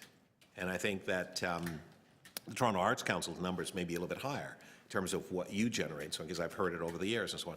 So we know that there's a requirement for us to invest, because really it's not about throwing money away, it's about investing, and so that we're doing that. So this report is very helpful. We have obviously you know, the ability to use this as a basis to move forward and to have further discussion and so on. But I want to thank the presenters for the report, and just to move the item, and to thank all and our staff, Pat and the team, for the continued great work that you do in this particular area. So all those in favor, opposed, that's carried. Okay, thank you very much. Moving that along. Okay, we are now moving to ED 25. Okay, we are now moving to ED 25-5, ensuring a robust hotel supply to strengthen tourism. And I have 3 speakers at the moment. The first speaker I have is Patricia Campbell, Andrea Henry, and then I also have David Anderson. So may I ask, Ms. Patricia Campbell, are you here? Ms. Campbell, would you please come forward, please, to the desk here? And when you're all settled in, Ms. Campbell, you will have 5 minutes. Are all the speakers, are you, you are, sir? I'm the moral support. Oh, fantastic. Okay, that's fantastic. You're welcome. Okay, so Ms. Campbell, this is obviously your first time here? This is your first time in this committee? No, fantastic. Okay. Well, just you needed moral support, so I just thought maybe it was your first time. Okay, so you're here, but you have some other folks. Are you David Anderson, sir? I'm Victor. Sorry? Victor. Okay, so Ms. Campbell, you have some other folks with you. Okay, I don't have the other names here, but, so are you moral support as well? Well, I'm also speaking as well, Victor Jimenez. Okay, I don't have you on my list, but if we can get the clerk to speak to you. So would you do me a favor, sir? Just one at a time. I will just deal with Ms. Campbell, so maybe if you could just take a seat, and then you can come back up, I'll call you up at the appropriate time. No worries, that's fine, thank you. Ms. Campbell, you have 5 minutes. You've been here before, so you have 5 minutes to speak, and there'll be members of the committee may have questions of you, okay? Okay. Thank you very much, and good morning. Welcome. Good morning, ladies and gentlemen and councillors. My name is Patricia Campbell, and I have worked at the Chelsea Hotel for 9 years. I was happy to see the report. It described the important contribution that the hotel make to our community economic and acknowledge the good job in my industry that I helped to build. This report describes a crisis in our city hotel industry. Toronto has never been more popular to visit, but our downtown hotel supply has no growth in the last 17 years. Downtown mid-scale hotels are critical important to our ability to host conference and large convention. Yet these hotels are disappearing from our supply. Our meeting, convention, and incentive travel segment need these hotel rooms. I am asking the committee to help and to lead the way to future prosperity for our tourist economic, but to be advocate for our hotel. We need both protect the existing hotel like the Chelsea Hotel and the Courtyard Hotel on Yonge Street, and also advocate for new mid-scale downtown hotel to ensure that our convention industry continue to strive and grow. My hotel, the Chelsea, is under great threat of being closed and redeveloped as a condominium with much smaller hotel. The Chelsea is the largest hotel in Canada. While I support this report, I would like to see it amended. In light of the crisis described in the report, I would like to see an amendment that would require economic development to provide comment on any redevelopment application that plan for a reduction in the number of hotel rooms. Thank you very much. Thank you very much for your presentations. Are there any questions? Okay, so thank you. So, Ms. Campbell, the report really speaks to a strategy to protect, right? Yes. And so that's part of what we're hoping to do. But your point is, let's ensure that there's an economic lens looking at this in terms of when proposals come for redevelopment or when there's questions about reducing the capacity for hotels in the city. That's what you're saying, right? Yes. Okay. And then you're also, I guess I'd submit to you that with the efforts that are being made in the city to promote Toronto as a tourism place, you're saying that while there may be some issue with capacity in that perhaps some hoteliers are saying, well, we're not using all of our facilities, you're saying, though, that we need to ensure that we look at the future, not simply at the current situation in the present, because if we're trying to encourage more tourism, there's going to be need for more capacity. Is that what you're saying? Yes, and also jobs. Right. We need jobs too. Absolutely. Okay. Thank you very much for your presentation. Thank you. Thank you. Thank you. Okay. I'm looking for Andrea. Andrea Henry? Yes. You're here? Oh, Andrea. Please come on forward, sir. Take your time. Have you been here before, sir? I have. Oh, fantastic. Well, welcome. Thank you. You may have a seat here, sir, and just speak to the microphone. You will have 5 minutes to speak, sir, if you'd like. And then members of committee may have questions of you or may not, okay? Thank you. Let me know when you're ready, sir, and I'll start your time. Yes, sir, I'm ready. Fantastic. Thank you. Good morning, Mr. Henry. Good morning, council and hotel employees. My name is not Andrea Henry. Ms. Henry's not here today. I'm going to read. So can we get your name, sir? Ernest Cohen. Okay, so we don't think we have your name, okay? But so just before you proceed, Mr. Cohen, just for everybody who's here, and I realize that for some of you this is your first time, you're welcome here. This is your place. Just let us know, the clerk, if anyone would like to speak.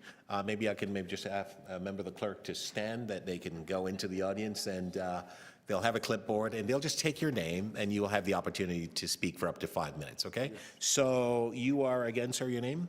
Excuse me, Ernest Cohen. Ernest Cohen. Mr. Cohen. Yes. Ernest Cohen. Okay, thank you very much, Mr. Cohen. So Andrea Henry's not here. She's not here, and So I'm... you're taking her place? I am taking her place. Fantastic. Thank you very much, So sir. I You will may begin. I'll be reading from these notes, as I have not No worries. Thank committed you. it to memory. My name is Ernest Cohen. I've worked at the Westin Prince Hotel in the concierge department for 44 years.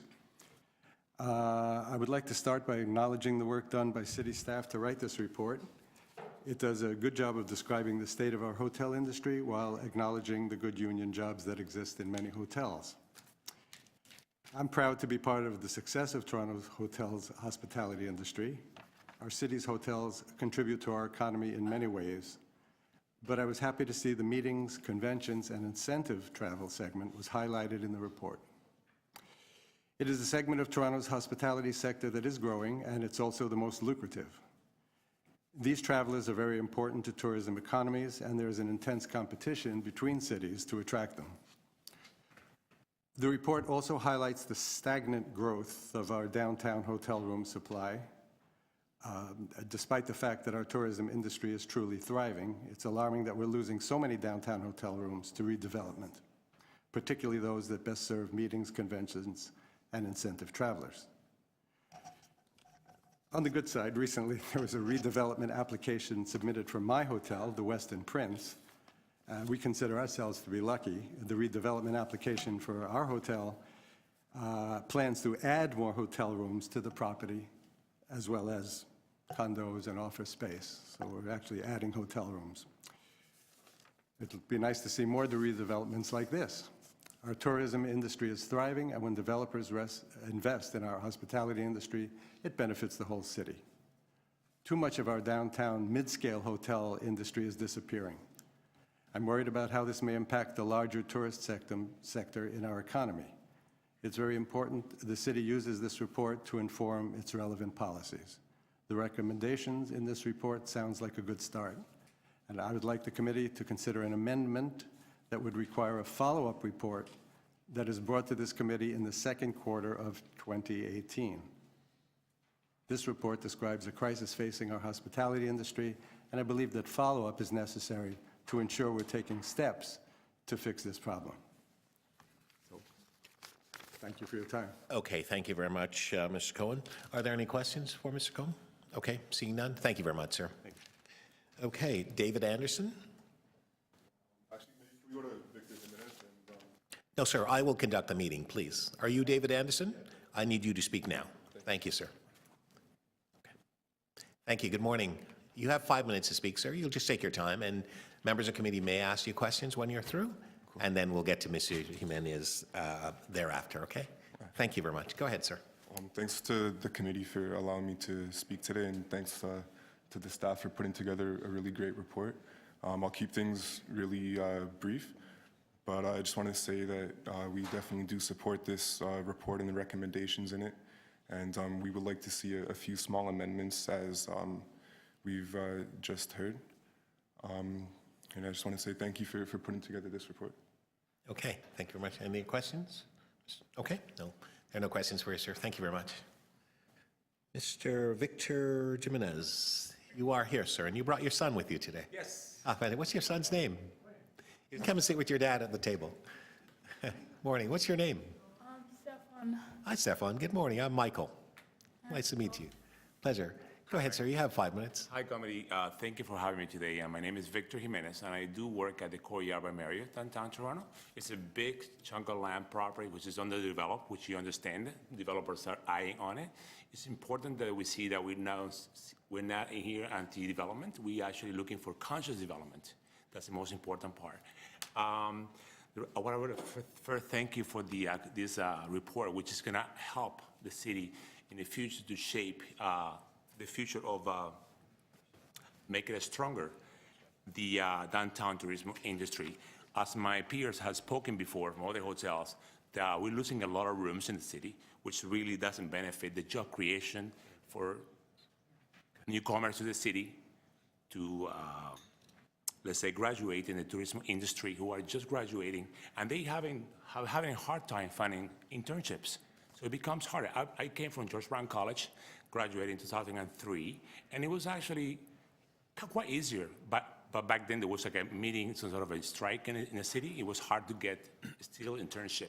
So if hotel rooms start to reduce, then we're having a big problem.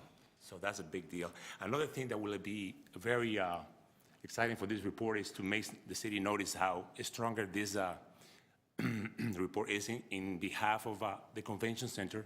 How can we be bidding for conventions? How it's going to help also it's going to be more attractive for the convention centers and the tourists who visit the city, because the city has become more and more attractive.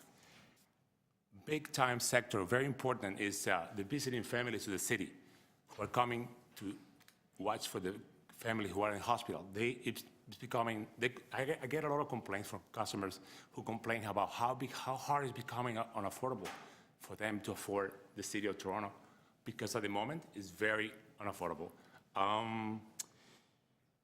Unfortunately, this report, this was not long ago done, so it really will affect strongly our property.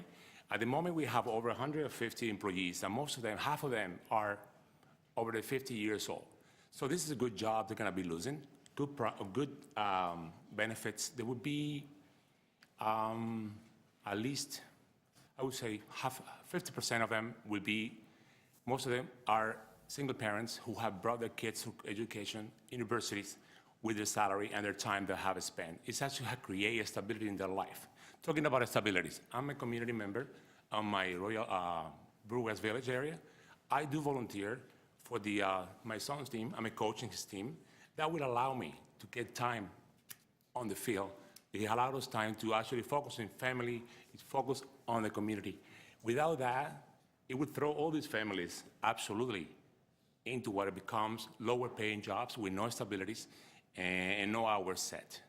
I pledge into this committee to discuss further and bring more recommendations to the city how to keep these rooms and more jobs in downtown Toronto.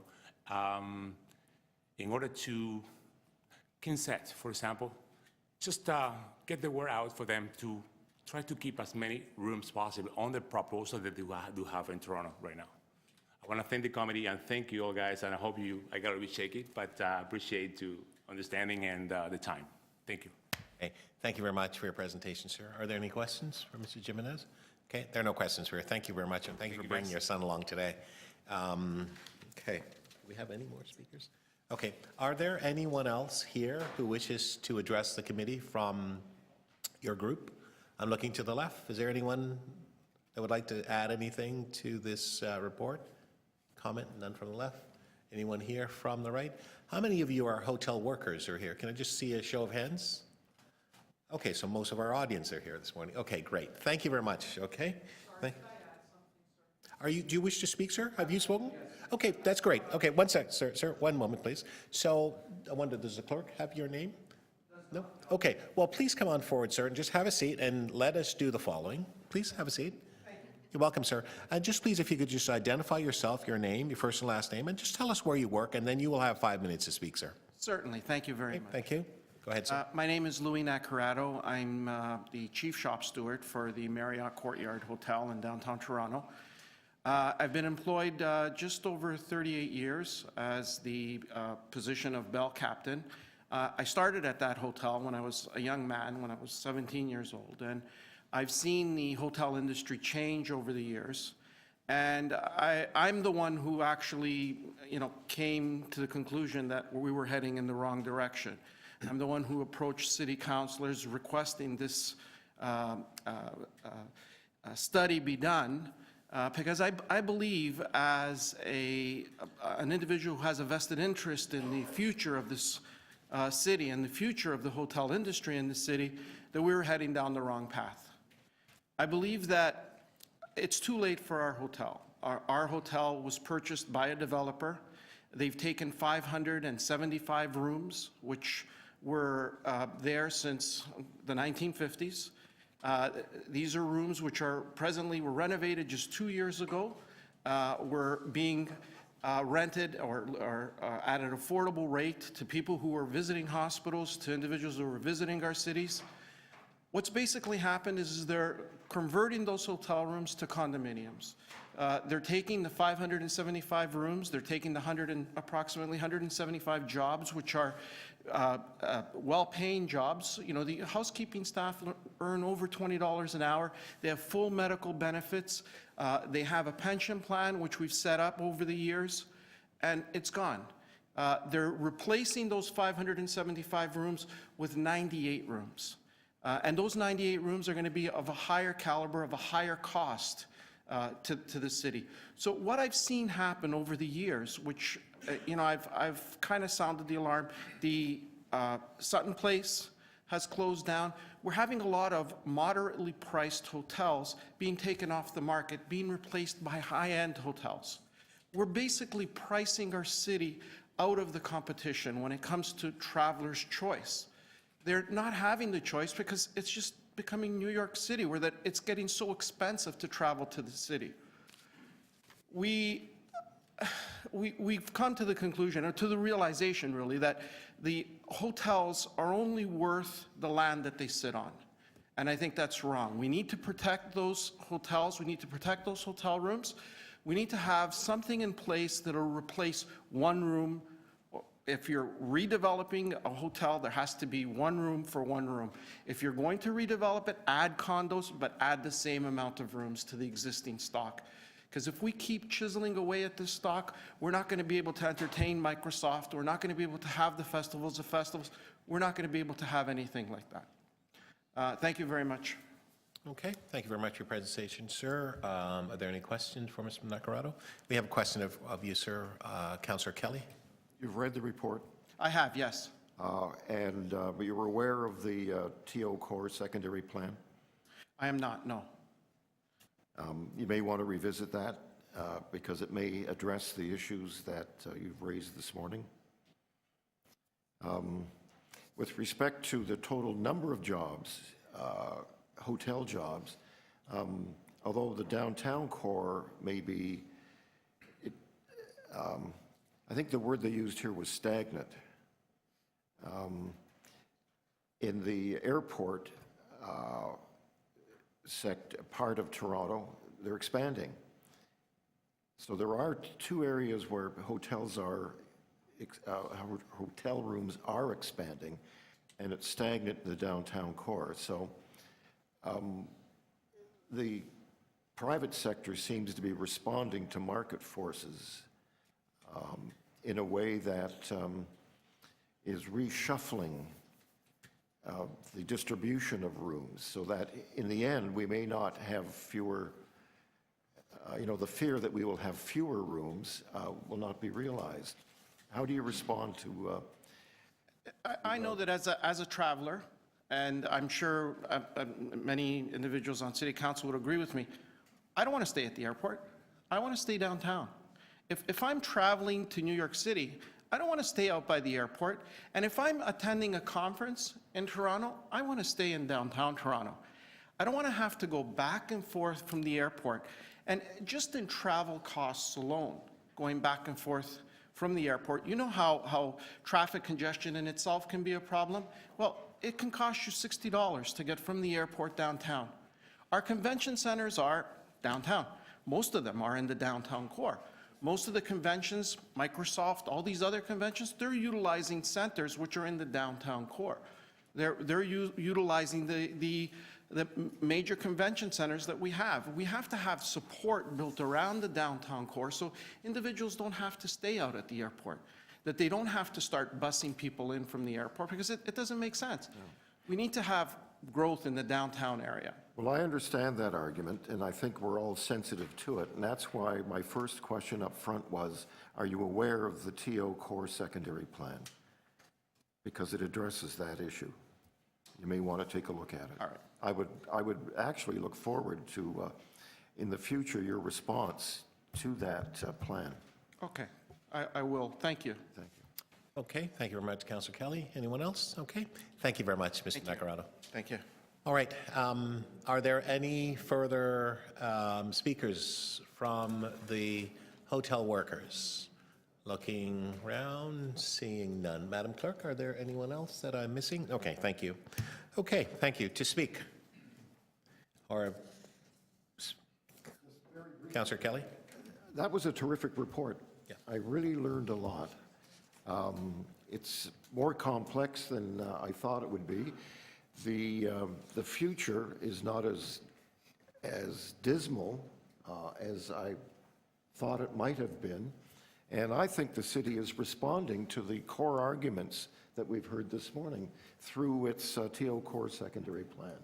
And I think I remember seeing a very attractive artistic rendition of a major proposed development in the downtown core around the Union Station area.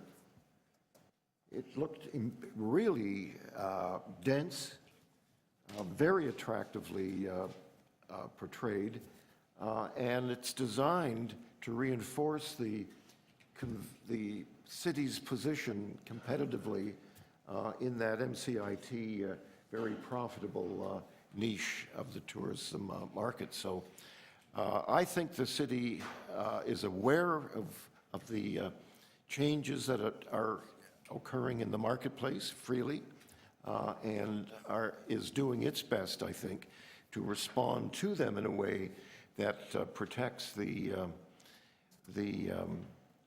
most affluent part of the hotel tourism marketplace.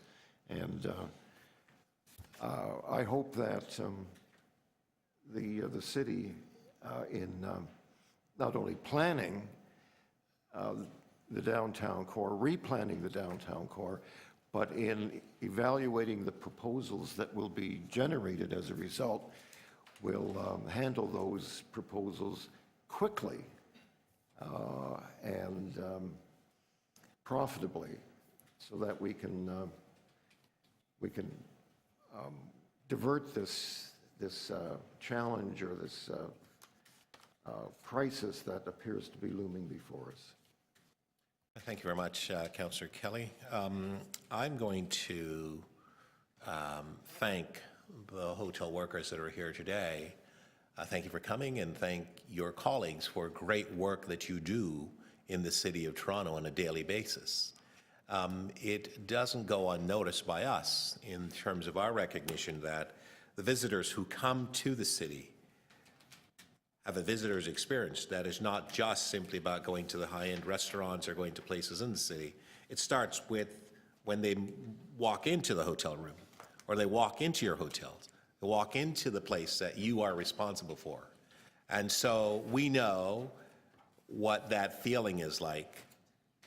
Councillor Holland and I were just traveling recently, and we stayed in a number of hotels, and there were a number that I stayed in were fantastic, and some that I stayed in were I saw the dust as soon as I walked in, and things in the, weren't what I thought was appropriate. And so it does have an effect and impact. So I just wanted to help to convey to you our thanks to what you do on a daily basis, because we have so many people who are proud of this city when they come to visit.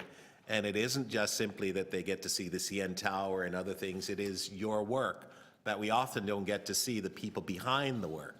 You toil on a daily basis in very difficult work. Yes, you may be paid $20 an hour or what have you, but it's still difficult work. And so I just simply wanted to, on behalf of this committee, to say thank you for what you do, and thank you for being here to let us know your views on this issue.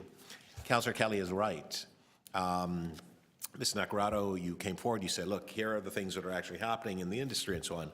We here at the City of Toronto, it's not unfamiliar to us in terms of what's going on, because there's been a lot of discussion on the planning and the impact and simply removing the stock and not replacing them, and we're trying to attract more people than less people to come into the city. The question is, where will they stay and how will they do that? I am aware that there is a tremendous need for a variety of space in the city. There's a lot of people that we're trying to attract, we're Chinese visitors and so on, and they want really high-end hotels. There are, I think that I saw some numbers recently, there were about 600,000 visitors from China that came to Canada last year, and of course, Vancouver and Toronto would have gotten the bulk of those particular visitors and so on. There are, and I looked at those additional numbers, there's 34 million Chinese who are traveling globally, and we want to get more of those to come to Toronto and so on. So I know that some of the hoteliers are looking at creating that visitor experience, which includes the type of facilities that are in demand and so on. The City of Toronto has not lost track and is not unaware as to what's happening in the industry. Councillor Kelly is right. The TO Core report really speaks to some of the challenges that are taking place, so it is important to see that. We've seen the expansion that's taking place in the airport. In fact, a few years ago, some of those individuals who were interested in purchasing some of those facilities out in the airport area came in to talk to me about what they were going to do and so on. Some did talk about replacing them with condos and so on. I said, well, no, you know what? That's not really something that we were in support of. We have a lot of condos that are being built in the city.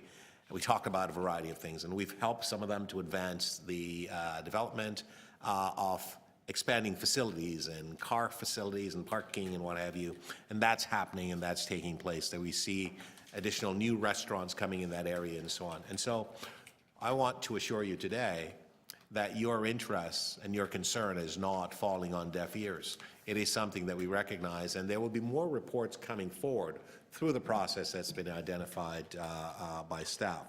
So we will address these issues.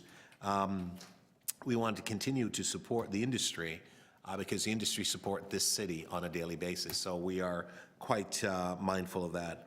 I'm aware, in some discussions I've had over the last number of weeks, there is going to be a new brand coming to the city, which is a luxury brand. It's coming to the city, and I suspect that many of you know that.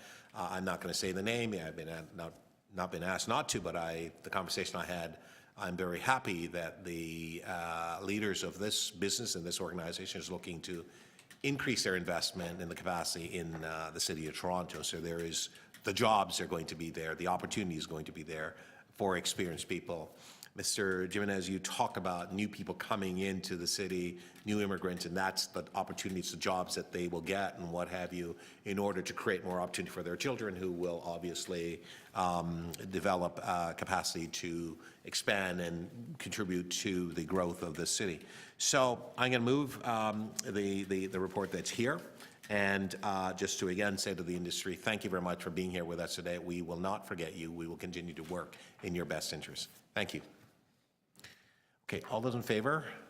Opposed? It's carried. Thank you very much. Okay, ready? Yeah.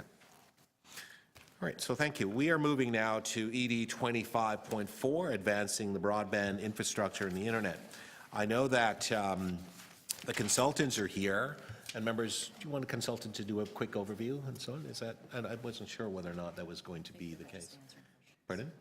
They just, that's what I understand. The consultants are actually here to answer questions and so on. So, who would like to start? Sorry? Where are the consultants? Are there? So where are the consultants? Oh, Could you come to the front? Through the chair. Yes. We've coordinated with the consultants that if questions required them to respond, that we would direct them to come forward. And we were prepared as staff to take questions initially, but if you'd prefer, we could have them come up and give an overview. Well, I'd just like to have them, I think it would be nice to have a quick overview, please. If I could ask them to come forward and introduce themselves? I understand that they weren't prepared to do that, but we did not ask them to do it. I understood that, but I would like to have them come and just do a quick, maybe give you 5 minutes to do a quick overview of your report. I think it would be helpful, and then we would ask questions if you have questions. Councilor What I would suggest is as succinctly as possible, just say, hey, here's the good news. You know, boom, boom, boom. Here's the bad news. Boom, boom, boom. And here's what we would recommend. All right. So Councilor Kelly is giving you some ideas in terms of making it quick. Yes. Thank you. So we have Joel Swagerman and Dennis Salatos from Fortran MDB.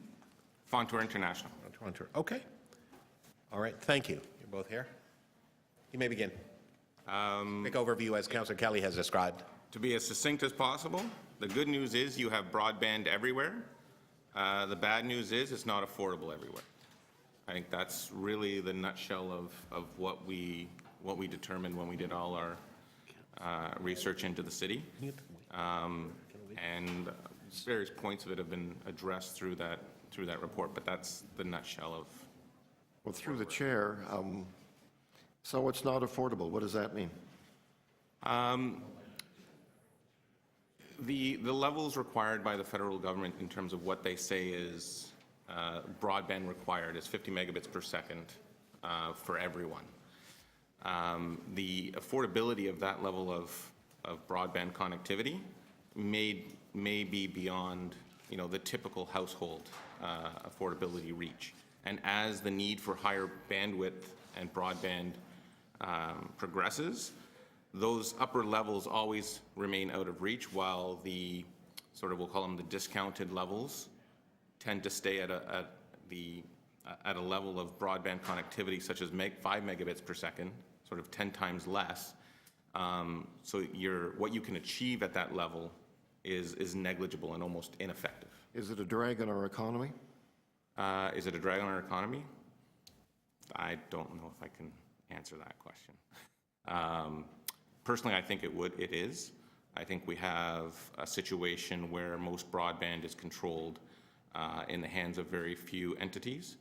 And another thing we had recommended in our report was trying to find avenues to increase the number of entities in that marketplace as a means of finding more affordable broadband. So ask the feds to open it up? The feds have tried to open it up. I'm saying, are there methods that the city can do to introduce more competition? There are different means of providing broadband in the city, not just necessarily through the standard carrier class type providers. And sort of from an economic development standpoint, is how do you foster those types and encourage those types of entities to exist in the city of Toronto? So give me three things that the city can do.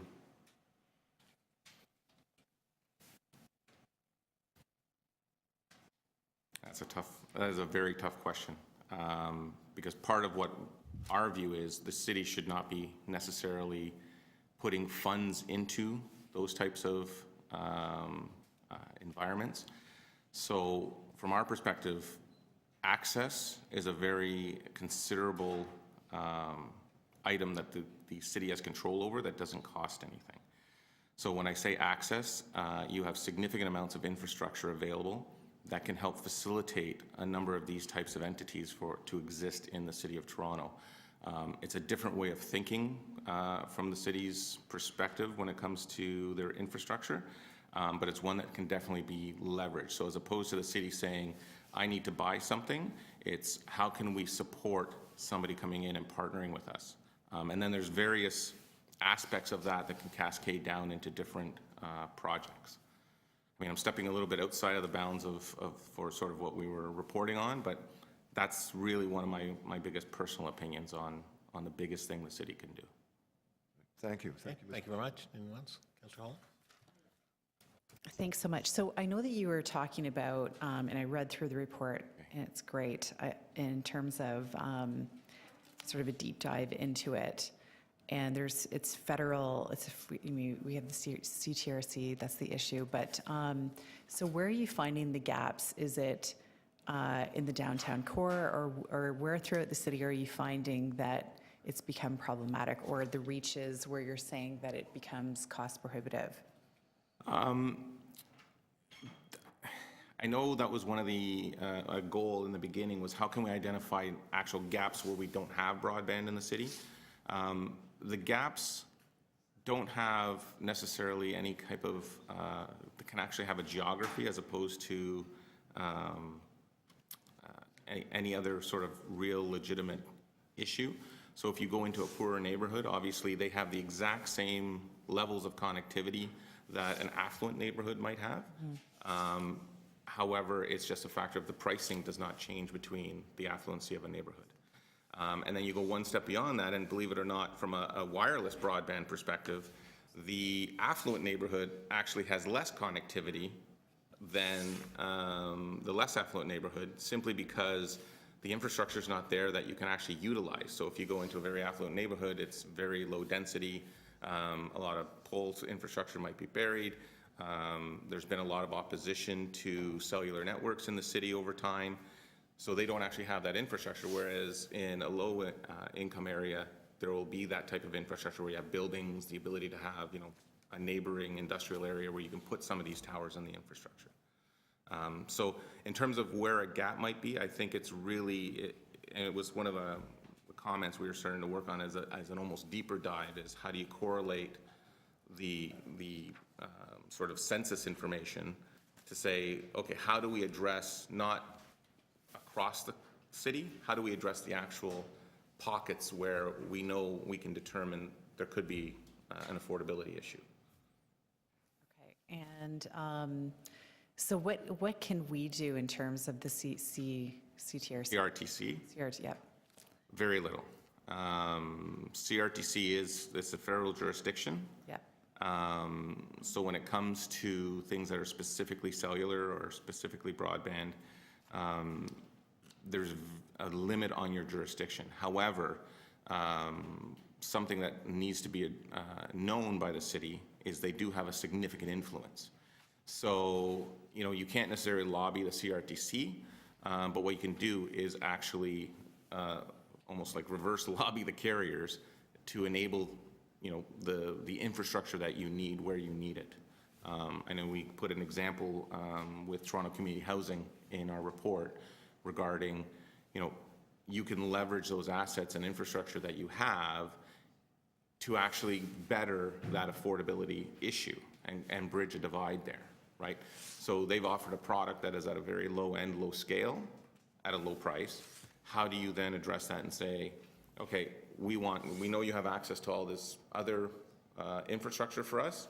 How do we leverage that and say, okay, now that we need to close that divide so that low-level internet becomes a little bit higher-level internet, so it is much more usable, so it is more accessible to those people that it's trying to reach. Because really what you end up having is a situation that the internet they're trying to provide at that low cost doesn't provide any of the services that the people using it need.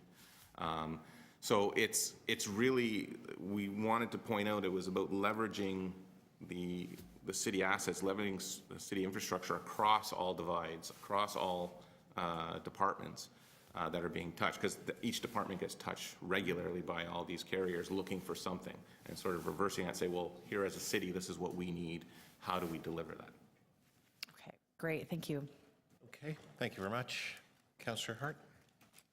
A couple of quick questions. The 50 megabyte speed, is that a speed that really allows the individual user to do what we need to do today at home or anywhere else for that matter?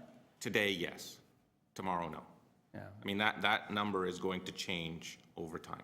Yeah. The original number they had was 5 megabits, and that, how long ago was that?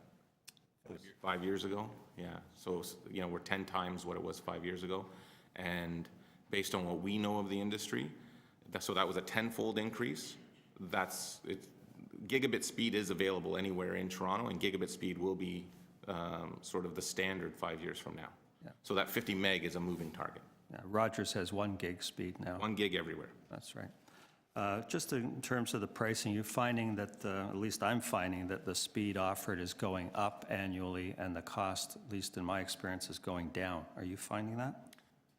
What you find is the entire pricing matrix shifts, right? So the top end will always be that higher price, so the gigabit will always end up being at the top end of the scale, and then the less usable will always be at the bottom end, and that scale is actually fairly stagnant, if not increasing slightly.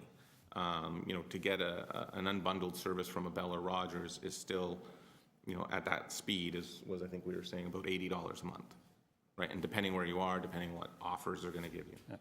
Okay, thank you. Okay, thank you very much. I know that, sorry?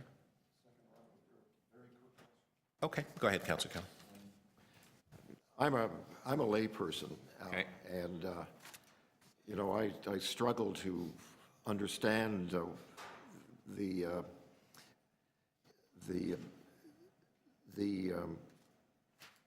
technology that's involved in this.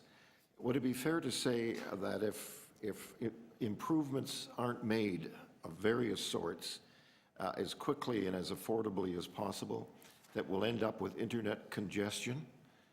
You know, the new roadway, the electronic roadway will be congested and won't be able to send messages, information as quickly as it is doing now, or people would like it to do in the future. So is congestion and affordability and one of the key challenges that has to be met? The quick answer is no. The carriers will always take care of the congestion question, because a congestion question to them actually translates into dollars. It actually translates into revenue. So from a perspective of, you know, the internet getting jammed, it's not necessarily getting jammed. What's happening is the carriers are increasing the amount of bandwidth available and the speed available so that they can meet the tsunami of data that's coming down the pipe. And not to be, you know, mistaken, you know, there's sort of consumer data, and then there's also sort of machine-to-machine, IoT. There's a whole other gamut of information that is, I think, more geared to, you know, if you think about a smart city and the things you need for smart city, those are two very vastly different networks.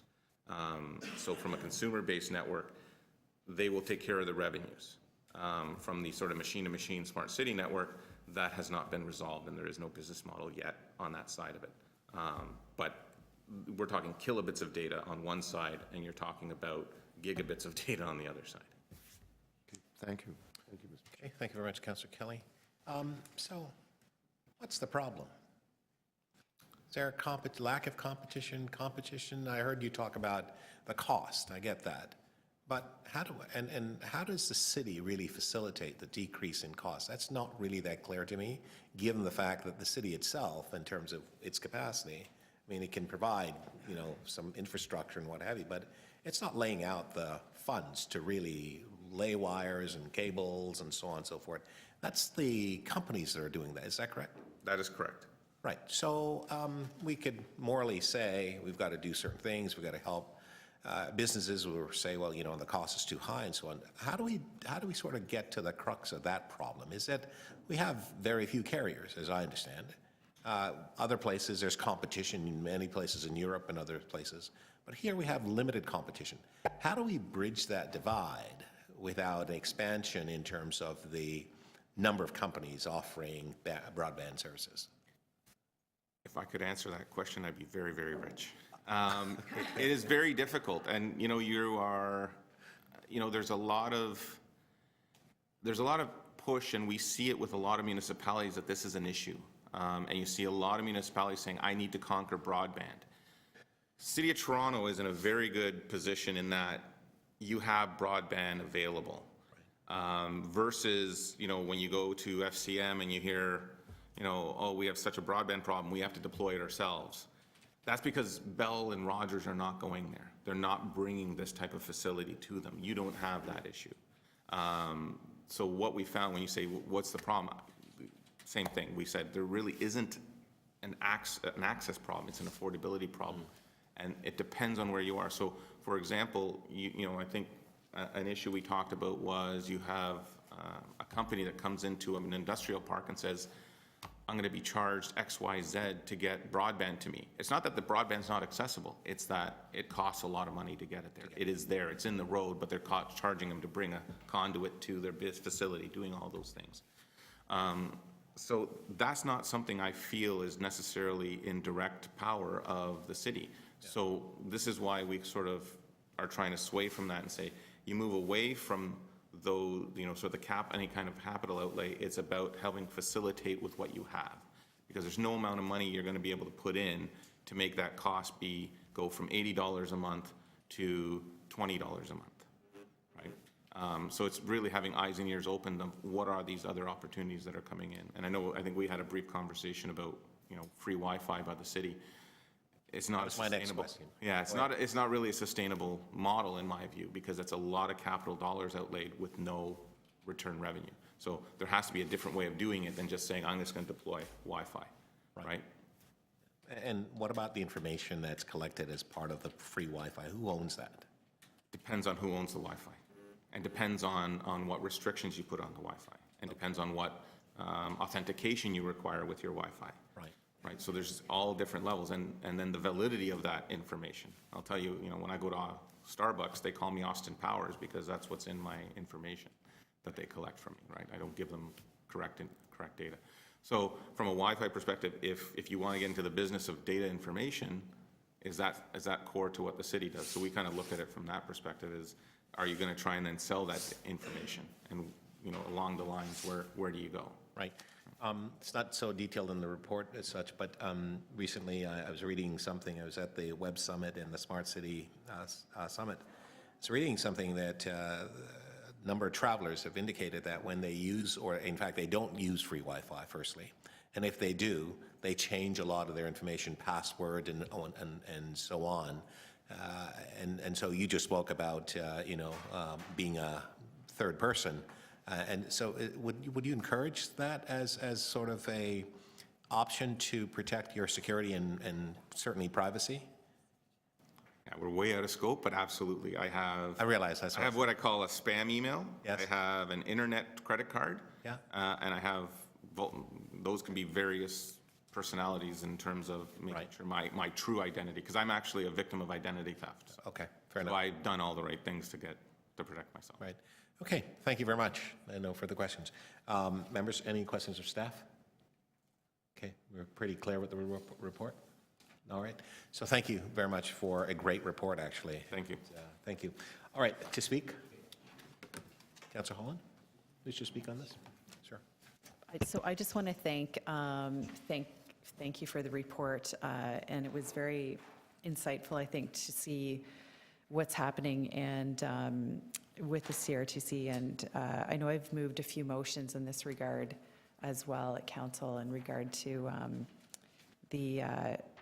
I guess, the problems that we face, considering we're just creatures of the province, let alone dealing with a federal agency. So I think we definitely need to get together in terms of lobbying either the carriers, as you mentioned, or look for other players in the field, or how we can bring other entities into the field. So I think that it's a very important issue. I know that it's been at Economic Development, so pushing the Digital Literacy Day that we're holding in May, that's a big part of it. This is about modernizing and ensuring that we have the capacity and the ability to provide what we need to the City of Toronto and to our residents in a way that's affordable. And as you're saying, especially with an area such as mine, where I have a very low income area, so it may not be their ability to provide, but it's also the ability for people to pay. So that's something that concerns me for sure. So I think that your points being made about how we can leverage that or change and address that, I think that those are the most important points to take away, and something that we'll be looking at, I think, between now and bringing the report to council. So yeah, and I'll move this. I'll move the staff recommendations on that as well. Thank you. Okay, thank you very much. Any further speakers? Seeing none, all those in favor? Report. Opposed? That's carried. Thank you. Thank you very much. Okay, members, moving right along. ED 25.6. This is Councillor Kelly. He held us potential policies and programs to support Toronto's retail areas.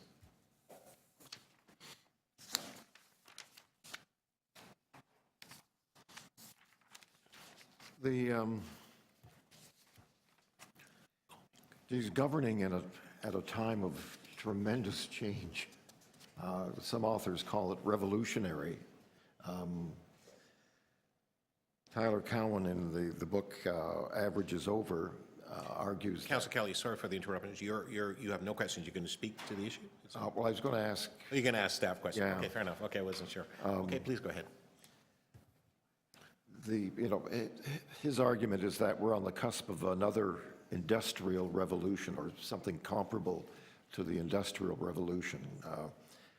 And it's going to really discombobulate life in all of its aspects. One of the things I noticed in reading the information, and I really enjoyed the report, is that it's predicated on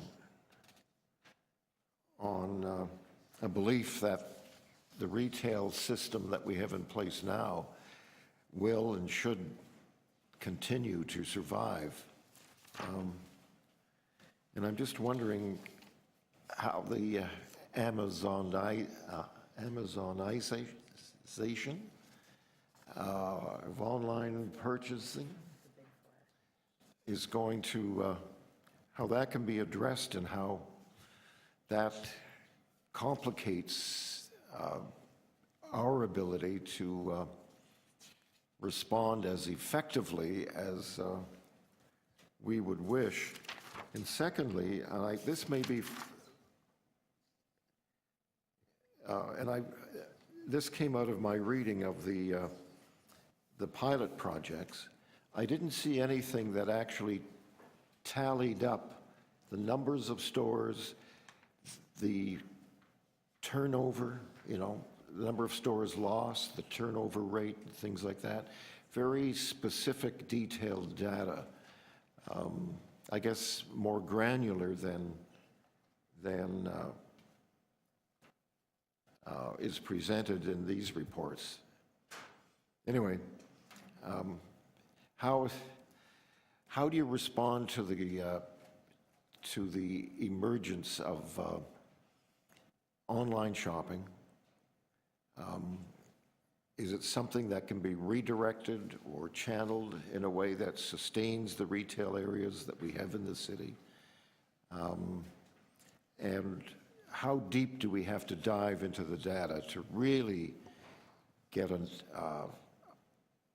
effective understanding of the issues so that we can respond effectively to them? So through you, Chair, it's a good point. Change is happening out there. And quite frankly, that's the purpose of the study. How we don't necessarily understand how that change is going to be affecting our retail main streets. The last major study of retail in Toronto was done in 1983. So we need to get a better handle on what's happening out there, not rely on anecdotal stories, but actually get some hard numbers.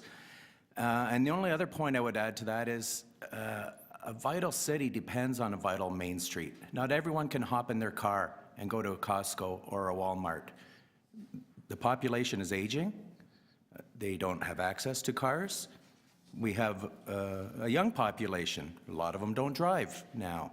And they need to be able to get their groceries, their laundry, things done in their local neighborhood.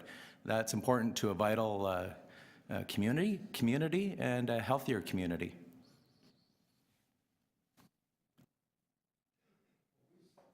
Last question, Councillor. Okay. We can, that's the lens through which we see the issue.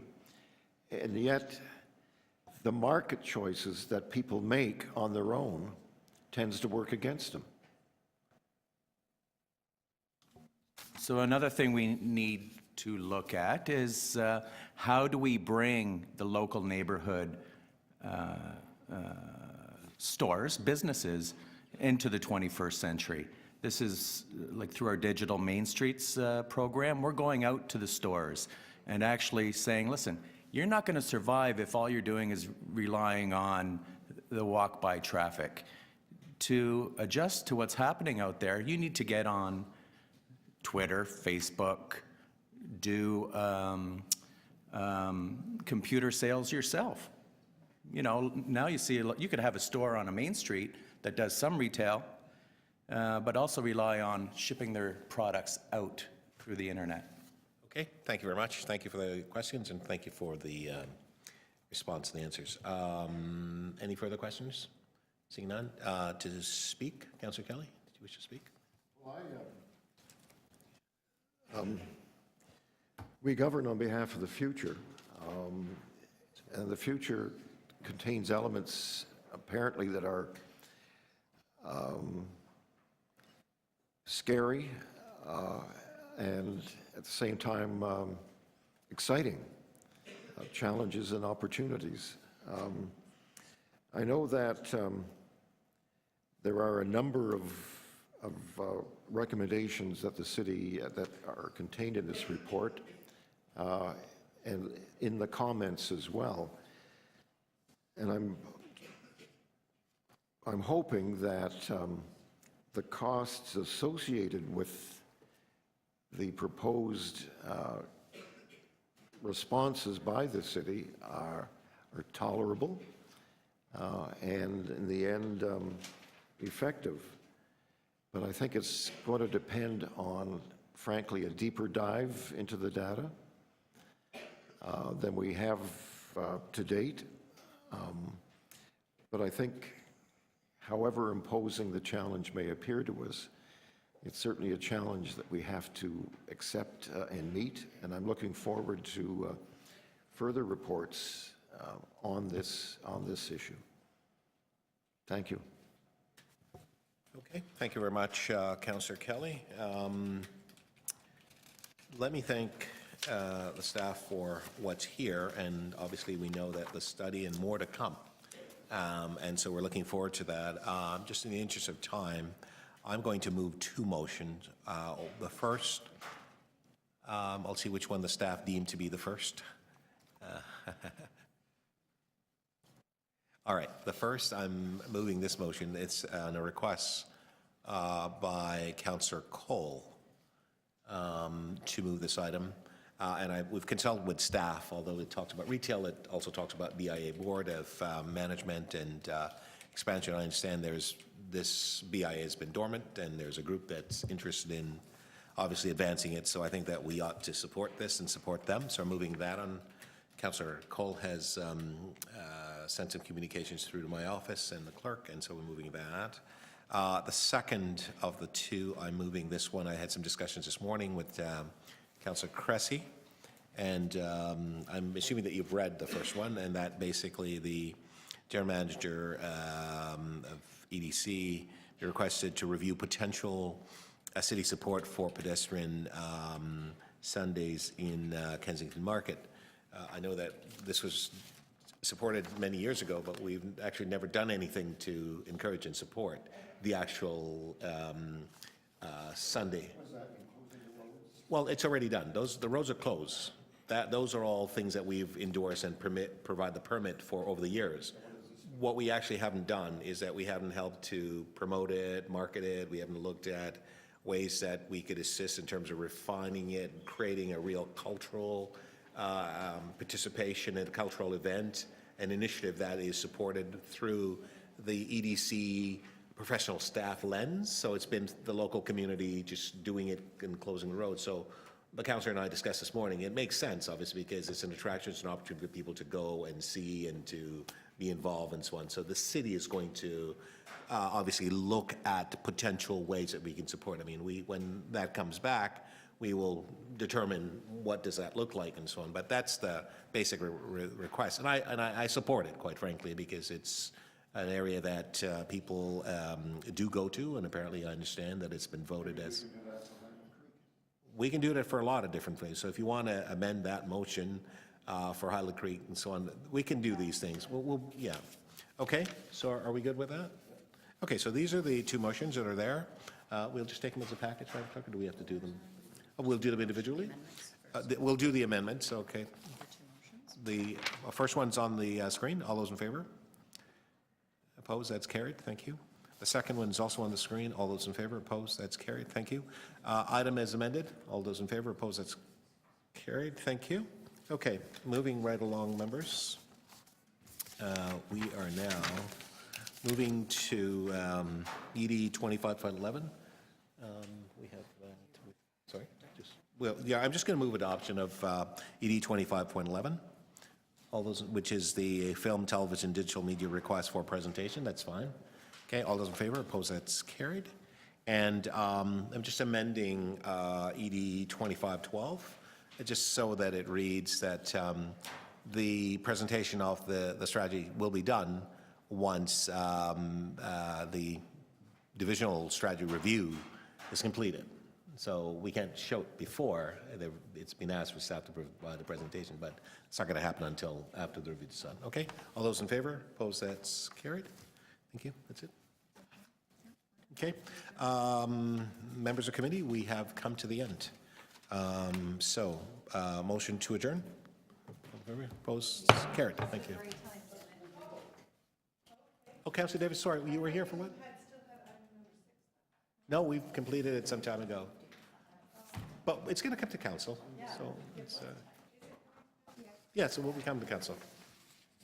Yeah, we had the consultants here, we had speakers, we talked about it and so on. I apologize, and there was no, I apologize, but no one came to say that you had an interest or anything. Well, so we'll deal with it at council. Okay. It's coming to council, Councillor Davis. Okay, thank you. Okay.